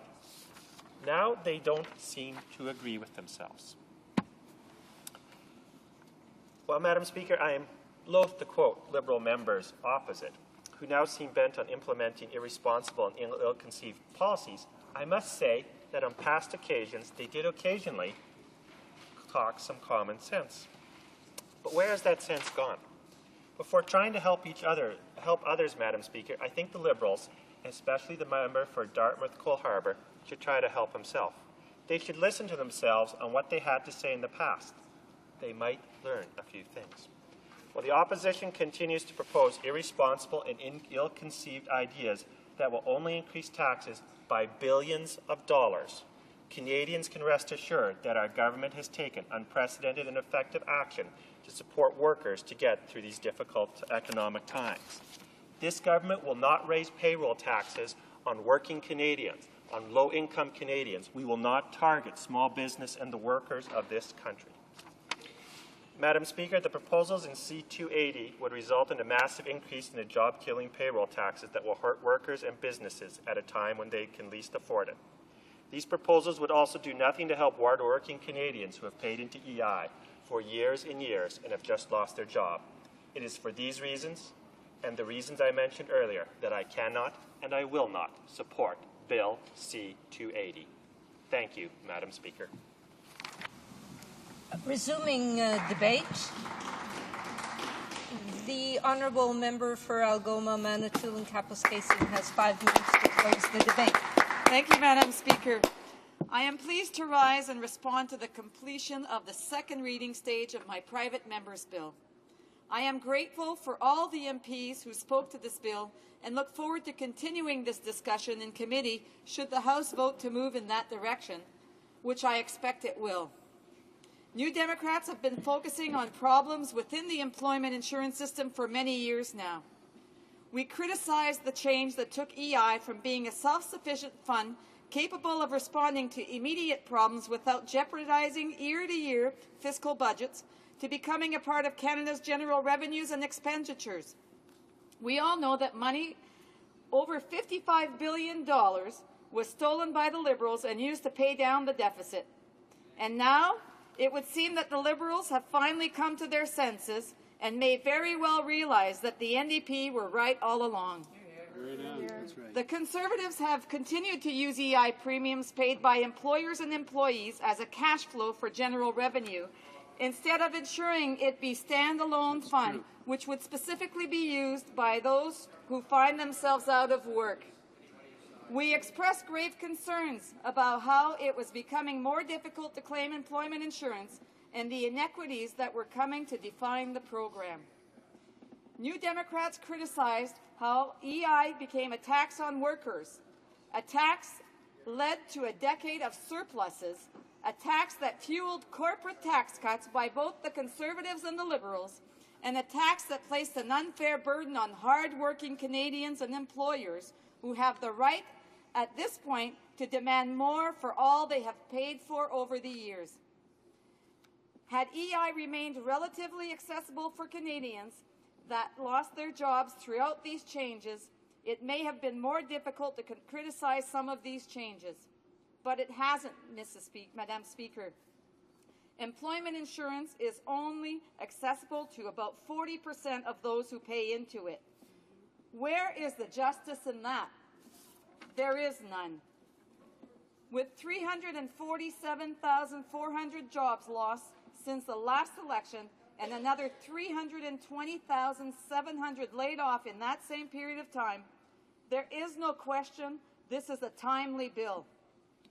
Just as the motion from my colleague, the member from Hamilton Mountain, which was passed by this House in March, was timely. We have witnessed this week that this government is capable of moving dramatically to support communities in dire need as they bailed out GM, highlighting the number of spin-off jobs and the damage that would be done to communities as one of the biggest reasons to do so. That is the same argument we can make for improving EI, and I wish they would have done the same with regards to our forestry industry. Employment insurance is widely seen as a viable form of economic stimulus that protects communities from events such as we are seeing today. It allows the local stores to stay in business by ensuring they still have a customer base. Bottom line is, for every dollar that is paid out to a person who is unemployed, it is an economic stimulus of $1.64 into the economy. It prevents diaspora scenarios in many smaller centres, like some of those from my constituencies, Nairn Centre, Hornpain, Wawa, White River, Manitouwadge, Kapuskasing, and Hearst, while they wait for mills and plants to reopen or logging trucks to roll again. It is not just employment insurance. It is a community insurance. This bill will help these communities by removing regional distinctions and level the playing field of eligibility for EI benefits to 360 hours. New Democrats recognize that it is just as important to protect neighborhood communities in large centres as it is to protect smaller towns and communities. The bill also reduces the sampling period for a claim from the best 14 weeks to the best 12 weeks of the previous year. As I said previously, Madam Speaker, I would like to thank all the members who have joined in the debate of this bill. I believe that by engaging in these debates, we will keep the issue of inequity that has been built into the employment insurance program front and foremost in our national dialogue.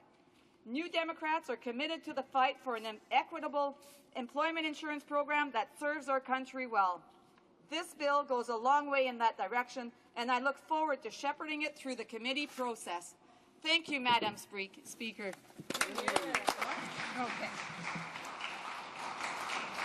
The time provided for the debate has expired. Accordingly, the question is as follows.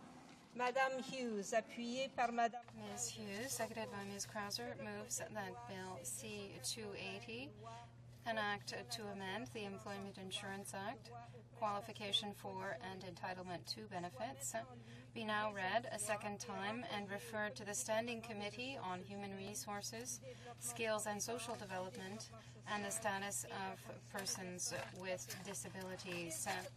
Of the House to adopt the motion. All those in favor, please say yay. Yay! All those who oppose the motion, please say nay. No! In my opinion, the yeas have it.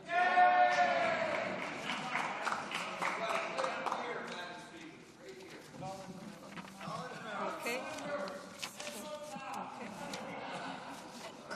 Conformément pursuant to Standing Order 93, the Standing Recorder Division is deferred until Wednesday, June 10th, 2009, just before the time provided for private members' business.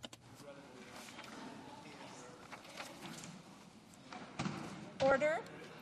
In accordance with Standing Order 38, a motion to adjourn the House is deemed to have been made and seconded at this time. Therefore, the question is that this House do now adjourn. The Honourable Member for St. Paul's. Thank you very much, Madam Speaker. On March the 12th, during the meeting of the 52nd session of the Committee on Narcotics and Drugs, I rose in this House and asked the government to deal with the recent World Drug Report, which stated urgent steps must be taken to prevent the unraveling of progress that has been made in the past few decades of drug control. Unfortunately, this government continued to embarrass Canada on the world stage by refusing to back a drug policy that is evidence-based and in step with our international partners who support the 4 pillars of prevention, treatment, enforcement, and harm reduction. According to the Canadian Council for Substance Abuse, harm reduction is any policy, program, or intervention that seeks to reduce or minimize the adverse health and social consequences associated with drug use. Harm reduction focuses on those policies, programs, and interventions that seek to reduce or minimize the adverse health and social consequences of drug use without requiring an individual to discontinue drug use. As we know, this is a government that favors ideology over evidence. At the WHO International AIDS Conference in Mexico City last August, the former health minister shocked the medical and international health communities by saying he had an ethical objection to harm reduction and therefore could not support it as a policy. Not surprisingly, the reaction from the scientific community was swift and unrelenting. Canada was called an embarrassment and out of step with any rational response and out of step with the rest of the world. A Toronto Star editorial chastised him for the ideology over evidence approach, saying that his statements were vociferous and illogical and flies in the face of the World Health Organization support for such sites as a part of the comprehensive approach to reducing HIV and other forms associated with drug injection use. At the time, I was compelled to criticize the former minister, but then at the annual general meeting of the Canadian Medical Association, I was appalled to be sitting in the room as the minister spent his whole annual speech to the doctors of this country, chastising them and calling into question their ethics if they participated in these programs of harm reduction. It is insulting that the minister did not understand that 80% of Canadian Medical Association members support harm reduction and that evidence shows that harm reduction has positive effects on poor health outcomes associated with drug use. The former president of the CMA, Dr. Brian Day, said that in rejecting harm reduction as one tool of addiction treatment, the minister is abandoning the most vulnerable members of our society. Harm reduction also lowers the risk of disease transmission and provides education about drug addiction. We have yet to hear from the new Minister of Health on this issue, but I am concerned that as of yet, the fourth essential pillar in drug policy is not in action. It is impossible, Madam Speaker, to be able to help someone who is dead. There are already too many barriers to harm reduction. Individual barriers include the fear of prosecution, inaccurate understanding of the risks, and the fear of lack of confidentiality. Social barriers include the stigma attached to addiction and harm reduction services or cultural beliefs. There are also legal barriers, such as arrest of harm reduction clients and volunteers. However, the one barrier we, members of Parliament, can work to combat is the political one. We must give sufficient funding to harm reduction, stop this government from censoring reports that do not back up their backwards ideology, and support the evidence-based policies that put the health and safety of Canadians at the forefront. L'Honorable Secretary. The Honorable Parliamentary Secretary to the Minister of Justice. Thank you, Madam Speaker. The Government of Canada is quite pleased to support the policy statement and the action plan that were adopted during meetings of the UN Commission on Narcotics Drugs in Vienna. 130 governments, solidly supported by Canada, have defined the future of drug trafficking policies with the National Anti-Drug Strategy. The Commission on Narcotics Drugs, a UN agency responsible for establishing policies for the UN Office on Drugs and Crimes in the fight against drugs, adopted the policy statement and the plan of action on the future fight against drugs at the end of its high-level sessions on March 11th and 12th. Governments, including the Government of Canada, looked at the progress that has been achieved in fighting drug trafficking since the holding of the extraordinary session of the Annual General Assembly of the UN on drugs, which took place in 1998, and agreed on other measures to reduce the threat of drugs to health and safety. It's clear from the policy statement that member states have a shared responsibility in the fight against the global drug problem, and that we need a balanced and comprehensive approach, and this approach must take into consideration human rights.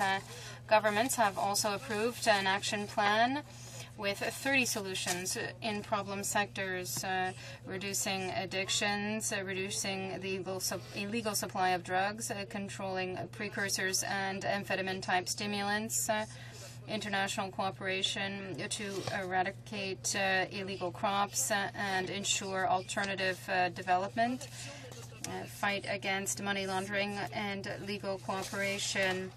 The action plan focuses on scientific data to support strategies integrating an addictions treatment and adapting national healthcare systems, ensuring guaranteed access to services. Furthermore, the action plan targets new trends in trafficking and seeks an increased exchange of intelligence, close monitoring of cyber technologies, and the effective collection of data. It also supports the fight against drugs and approaches to alternative development to reduce poverty and promote sustainable development. According to the Government of Canada, the statement is an invaluable tool in ensuring national government strategies throughout the world and reinforcing international cooperation. This strategy statement will help Canada reach its objectives in its anti-drug strategy. The government recognizes that illegal drugs endanger the health of families and the safety of our communities, foster organized crime and encourage minor offenses. On October 4, 2007, the Prime Minister announced a national anti-drug strategy. The strategy has a targeted approach that includes 3 plans of actions seeking to reduce the supply and demand of illicit drugs and to fight against drug-related crime. The strategy will improve health and safety in our communities thanks to measures that will be taken in 3 priority areas: prevention, treatment, and law enforcement. The strategy is a targeted approach and is tough on criminals but has compassion for addicts. Thanks to this national anti-drug strategy, the Government of Canada has taken concrete steps to reduce the supply and demand of illicit drugs. It will continue to work in this manner to apply the policy statement in the United Nations Action Plan. Thank you, Madam Speaker. The honourable member has tried to change the channel in terms of the Vienna meeting being on drug trafficking instead of actually what is a health issue around a comprehensive drug policy. There is, in fact, a consensus around the world. There are 4 pillars in a comprehensive drug policy: prevention, treatment, enforcement, and harm reduction, that the honourable member clearly has left out. But on the issue of drug trafficking, I can't help but remind the honourable member that this government's failure to deal with cigarette smuggling by exactly the same people who are doing the drug smuggling and the gun smuggling, and that since this government has been elected, cigarette smuggling in this country has doubled, 100% increase in the amount of cigarette smuggling by exactly the same people that this flawed approach of this government has implemented. The Honourable Parliamentary Secretary. Thank you, Madam Speaker. As I just said, the government has implemented numerous measures to reduce the supply and demand of illicit drugs. The government continues to seek to increase health and safety in our communities. The National Anti-Drug Strategy of the Government of Canada supports in the three priority areas of prevention, treatment and law enforcement the work set out in the policy statement and the action plan. This is a concrete strategy to reduce the supply and demand of illicit drugs. The Government of Canada has added $30 million over 5 years to funding the National Prevention Action Plan, in addition to $100 million over 5 years to fund the Treatment Action Plan. These funds will work to focus on prevention and ensure the cooperation of governments and organizations seeking to support addicts. Thank you, Madam Speaker. Resuming debate, the Honourable Member for Saint-Bruno, Saint-Hubert. Thank you very much, Madam Speaker. On April 30th, I said that Aero Centre YHU Longueuil announced a $20 million investment over 3 years to develop a new airport terminal at the airport Montreal Saint-Hubert Longueuil. This is in Saint-Hubert. And there was a huge celebration to talk and celebrate this new terminal.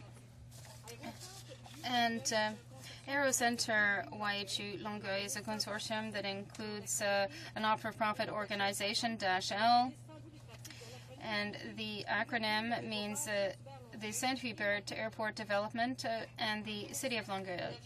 In 2007, -L presented the federal government with a request for a grant to extend the runway in Saint-Hubert to accept larger planes, which would ensure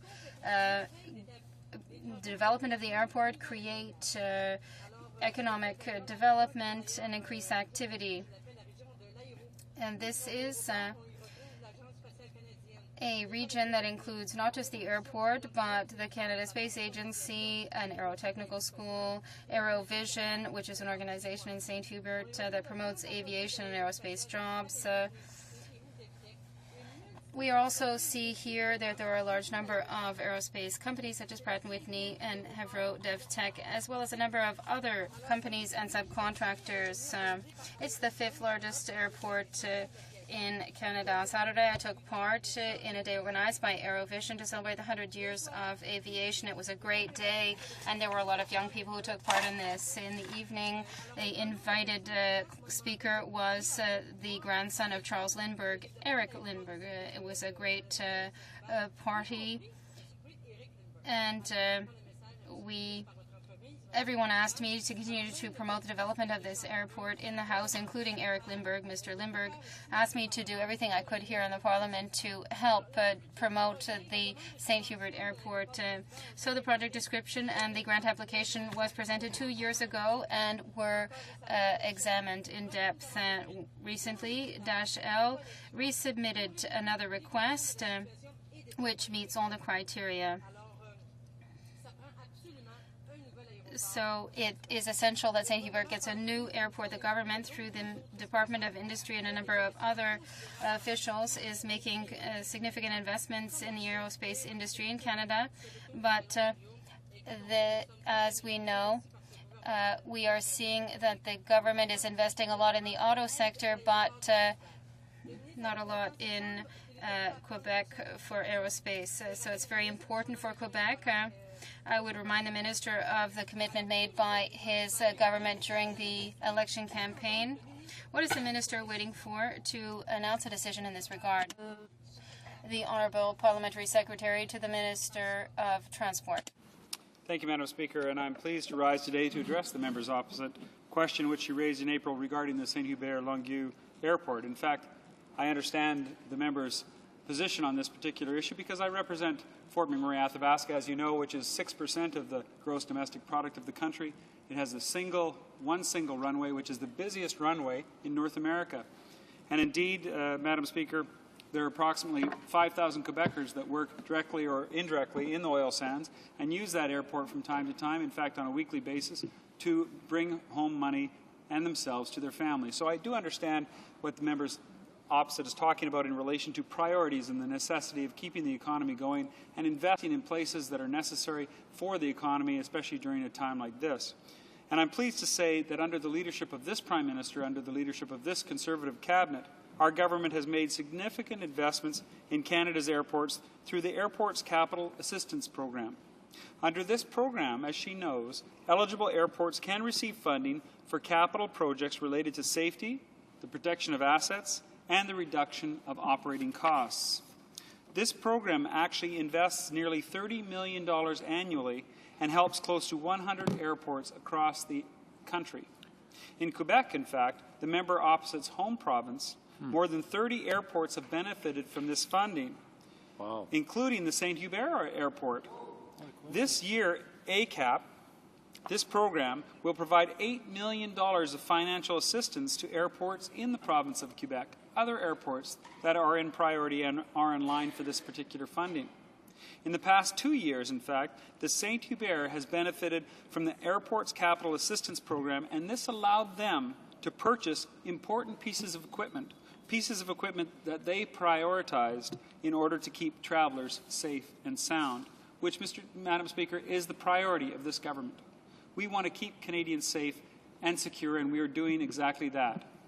No other official request at this time for the further rehabilitation of airport infrastructure has been received under this program. It's interesting. And Transport Canada does evaluate all official requests received from any airport according, Madam Speaker, to fairness and to the Airports Capital Assistance Program criteria, and Saint-Hubert is no exception, just like all airports across this country that serve Canadians from coast to coast to coast is no exception. Funding is also available under the local and regional airports category of the Building Canada and the Infrastructure Stimulus Fund. In fact, there's more assistance available, Madam Speaker. But she voted against. This Conservative government continues to work actively with our partners in the provinces, territories, and municipalities to identify such projects to be considered under these two funding initiatives. The question is, Madam Speaker, is why did that particular member and her party vote against that assistance? Right. That is the question, because our government, our Conservative government, remains committed to ensuring the safety and the security of all Canadians and treating all Canadians and all Canadian airports fairly by investing in our airports through the Airports Capital Assistance Program and other infrastructure programs. We will be able to enhance and maintain Canada's already very great, enviable safety record. And, Madam Speaker, we will treat all Canadians fairly. The Honourable Member for Saint-Bruno-Saint-Hubert. Mr. Speaker, I don't know where they're applauding. There was nothing in what he said. He quite clearly hasn't understood. He said that the Saint-Hubert airport didn't make an application. I don't know why he spoke for 3 minutes about this. That's not what I asked him to tell me. I asked whether there was money for the Saint-Hubert airport in the infrastructure program and in the Building Canada program. That was my question. And what did he answer me? Absolutely nothing about this. He didn't understand. I asked him, as part of the infrastructure program, as part of the Building Canada program, did he receive the Saint-Hubert application, and how does he intend to process this application? That's what I'm asking. It's not complicated. Now, in addition to that, what I want to know is when he's going to announce the decision, which was apparently already a decision that was made. Stop hemming and hawing and give the proper answer to this question. Thank you, Madam Speaker, and I thank the member opposite for the question. But no matter how aggravated she gets, it's not going to change that this government's position is to treat all airports fairly. And in fact, we cannot move forward with this particular application until Transport Canada receives an official request for funding from the airport authorities. We have to treat all Canadians fairly and all Canadian airport authorities fairly. And we have to receive an official request for funding from the airport authority under the Airports Capital Assistance Program. Once an official request has been made and has been received, this government will then be able to ascertain and be in a position to perform an evaluation of the project's eligibility within the context of the program criteria compared to other places in Canada that are just as eligible or not, Madam Speaker. But the application has to be made. I should also take this opportunity to remind the member opposite of the unprecedented work this government has done to improve our infrastructure in her home province of Quebec. In fact, just yesterday in Quebec City, Madam Speaker, great news, the Minister of Public Works announced an agreement with the province of Quebec, because we do work in cooperation and we can get the job done, unlike the Bloc, Madam Speaker, for $2.75 billion in infrastructure projects throughout the province over the next 2 years. It's great news. Resuming debate, the honourable member for Edmonton. Thank you, Madam Speaker.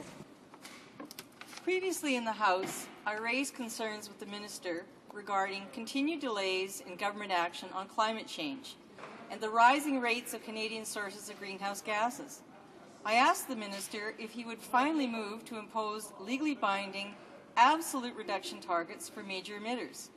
In reply, I was told that I was well aware of the clean energy dialogue purportedly ongoing between the Prime Minister and President Obama, and that it was getting done there. In fact, regrettably, neither I, nor so far as I'm aware, any other Member of Parliament, nor any Canadian citizen can say with any level of certainty what, if anything, is occurring in this apparent dialogue. Contrary to the provisions of the North American Agreement on Environmental Cooperation, signed almost 2 decades ago by Canada and the United States and Mexico, critical deliberations on environmental policy are proceeding behind closed doors. This, despite Canada's commitment pursuant to this agreement to ensure transparency and participation by concerned Canadians in any environmental policy proposals. So, if this is in fact where decisions on Canadian climate change policy are being made, will the government finally open up this dialogue and provide a place at the table for affected and concerned citizens and business leaders? And will this government respect the will of the House, express clearly by the majority vote today, and impose binding science-based targets and issue the final federal regulations needed to implement the promised cap-and-trade regime for major greenhouse gas emitters? And will the government expedite these actions so that Canada will have something concrete to contribute to the global effort in addressing climate change leading to Copenhagen this December? The Honourable Parliamentary Secretary to the Minister of Environment. Well, thank you, Madam Speaker. So the honourable member wants to participate in the clean energy dialogue with President Obama and our Prime Minister. I don't think that will be happening with an NDP, Mr. Speaker, because one would even question if they believe in climate change. But, Mr. Speaker, our government takes seriously the climate change issue, and we're very serious about it. We're acting and taking aggressive, realistic measures to reduce greenhouse gas emissions. Greenhouse gas emissions fluctuate from year to year for a number of reasons, but the long-term trend that has been for greenhouse gas emissions in Canada have been rising since 1993 because the previous Liberal government failed to take action. Unlike the previous Liberal government, we're committed to change that trend and to reduce Canada's total greenhouse gas emissions 20% by 2020 and 60 to 70% by 2050. With regards to the domestic actions, I would emphasize that we've already made significant progress in introducing measures to reduce greenhouse gas emissions. We've established, as the member has mentioned, the Clean Energy Dialogue with President Obama and his administration and our Prime Minister. The Minister has made numerous trips down there, and that dialogue will help us set out on a path to reduce greenhouse gas emissions and achieve the midterm reduction targets. Our environmental action continues with the introduction of Canada's Economic Action Plan, which includes more than $2 billion of green investments designed to protect the environment, stimulate our economy, and transform technologies here in Canada, which, Madam Speaker, the member and her party voted against. And why would a party do that unless they don't believe in climate change? In addition, the measures laid out in the action plan are reinforced with complementary measures, such as our commitment to support the development and use of renewable fuels and our support for clean technology development. Our government is committed to ensuring that 90% of Canada's electricity needs are provided by non-emitting sources by 2020. and that's huge, Madam Speaker. Toughest targets in the world, in Canada, one of the toughest in the world. Moreover, on April the 4th, the government announced it would introduce tough new regulations to limit greenhouse gas emissions from the automotive sector under CEPA. These regulations will be aligned with the fuel efficiency standards of the United States, beginning with the 2011 model year vehicles. In the North American context, Canada will continue to work with President Obama and his administration to develop a coordinated approach that will advance our respective environmental and energy objectives and renew the North American economy at the same time. Canada needs good jobs, green jobs. On the international front, the Government of Canada is moving forward to support international action on the climate fight against climate change. Copenhagen will be an important conference, and Canada fully intends to play an active leadership and constructive role with a view of achieving a comprehensive and ambitious global agreement. Thank you. The honourable member for Edmonton. Thank you, Madam Speaker. I appreciate the reply. Unfortunately, it seems to be more of the same. Perhaps our Prime Minister could talk to the President of the United States, who might be more willing to open up the dialogue consistent with the North American Agreement. And I would encourage the Government of Canada to do so, which is their obligation under that agreement. There is a lot of talk about, green incentives, so forth, and support for the green economy. And yet this budget, which is precisely the reason why I was opposed to this budget, cut the very funding to renewable technology. While the rest of the world moves forward, including our neighbor United States, who are investing billions of dollars in building their renewable technology to meet their climate change targets, we have done the opposite. Even the International Energy Agency has said it's time for the world to move away from reliance on the fossil fuel industry and endorse the green economy. And so my question to the honourable member would be, at what juncture is this government finally going to change course? I've had the chance to look briefly at the latest climate change action plan, which from my brief look appears to completely repeat the previous climate change action plan, which was decried roundly by the Commissioner for Sustainable Development. Initiatives such as reliance on public transit tax credits, reliance on a fund that money is simply put into, that none of these measures seem to be delivering real reductions in greenhouse gases. In fact, the government itself has reported in its report tabled yesterday that, in fact, greenhouse gases are going to continue to rise for some time in Canada. So where within these measures is the action? The Honourable Parliamentary Secretary. Well, Madam Speaker, I'm shocked that the member in the NDP would demean people that use public transit, Mr. Speaker. It's a good environmental practice, and that's what this government did, encourage and provide tax breaks for Canadians to help them use public transit, Madam Speaker. I'm also shocked at her party and the record that they voted against $1 billion for green infrastructure. They voted against $300 million for the eco-energy retrofits to make homes more efficient. They voted against $1 billion for clean energy projects like carbon capture and storage. Madam Speaker, we just came back from the oil sands and we heard how important it is that Canada continues to lead providing funding for demonstration projects on carbon capture and storage, Mr. Speaker. We're a world leader in that technology. The world is counting on us. We're taking leadership. And Mr. Speaker, Madam Speaker, the response from the NDP, they voted against that too, Madam Speaker. With all this evidence, one would really seriously consider maybe the NDP do not believe in climate change. The motion to adjourn the House is now deemed to have been adopted. Accordingly, this House stands adjourned until tomorrow at 10 a.m. pursuant to Standing Order 24-1.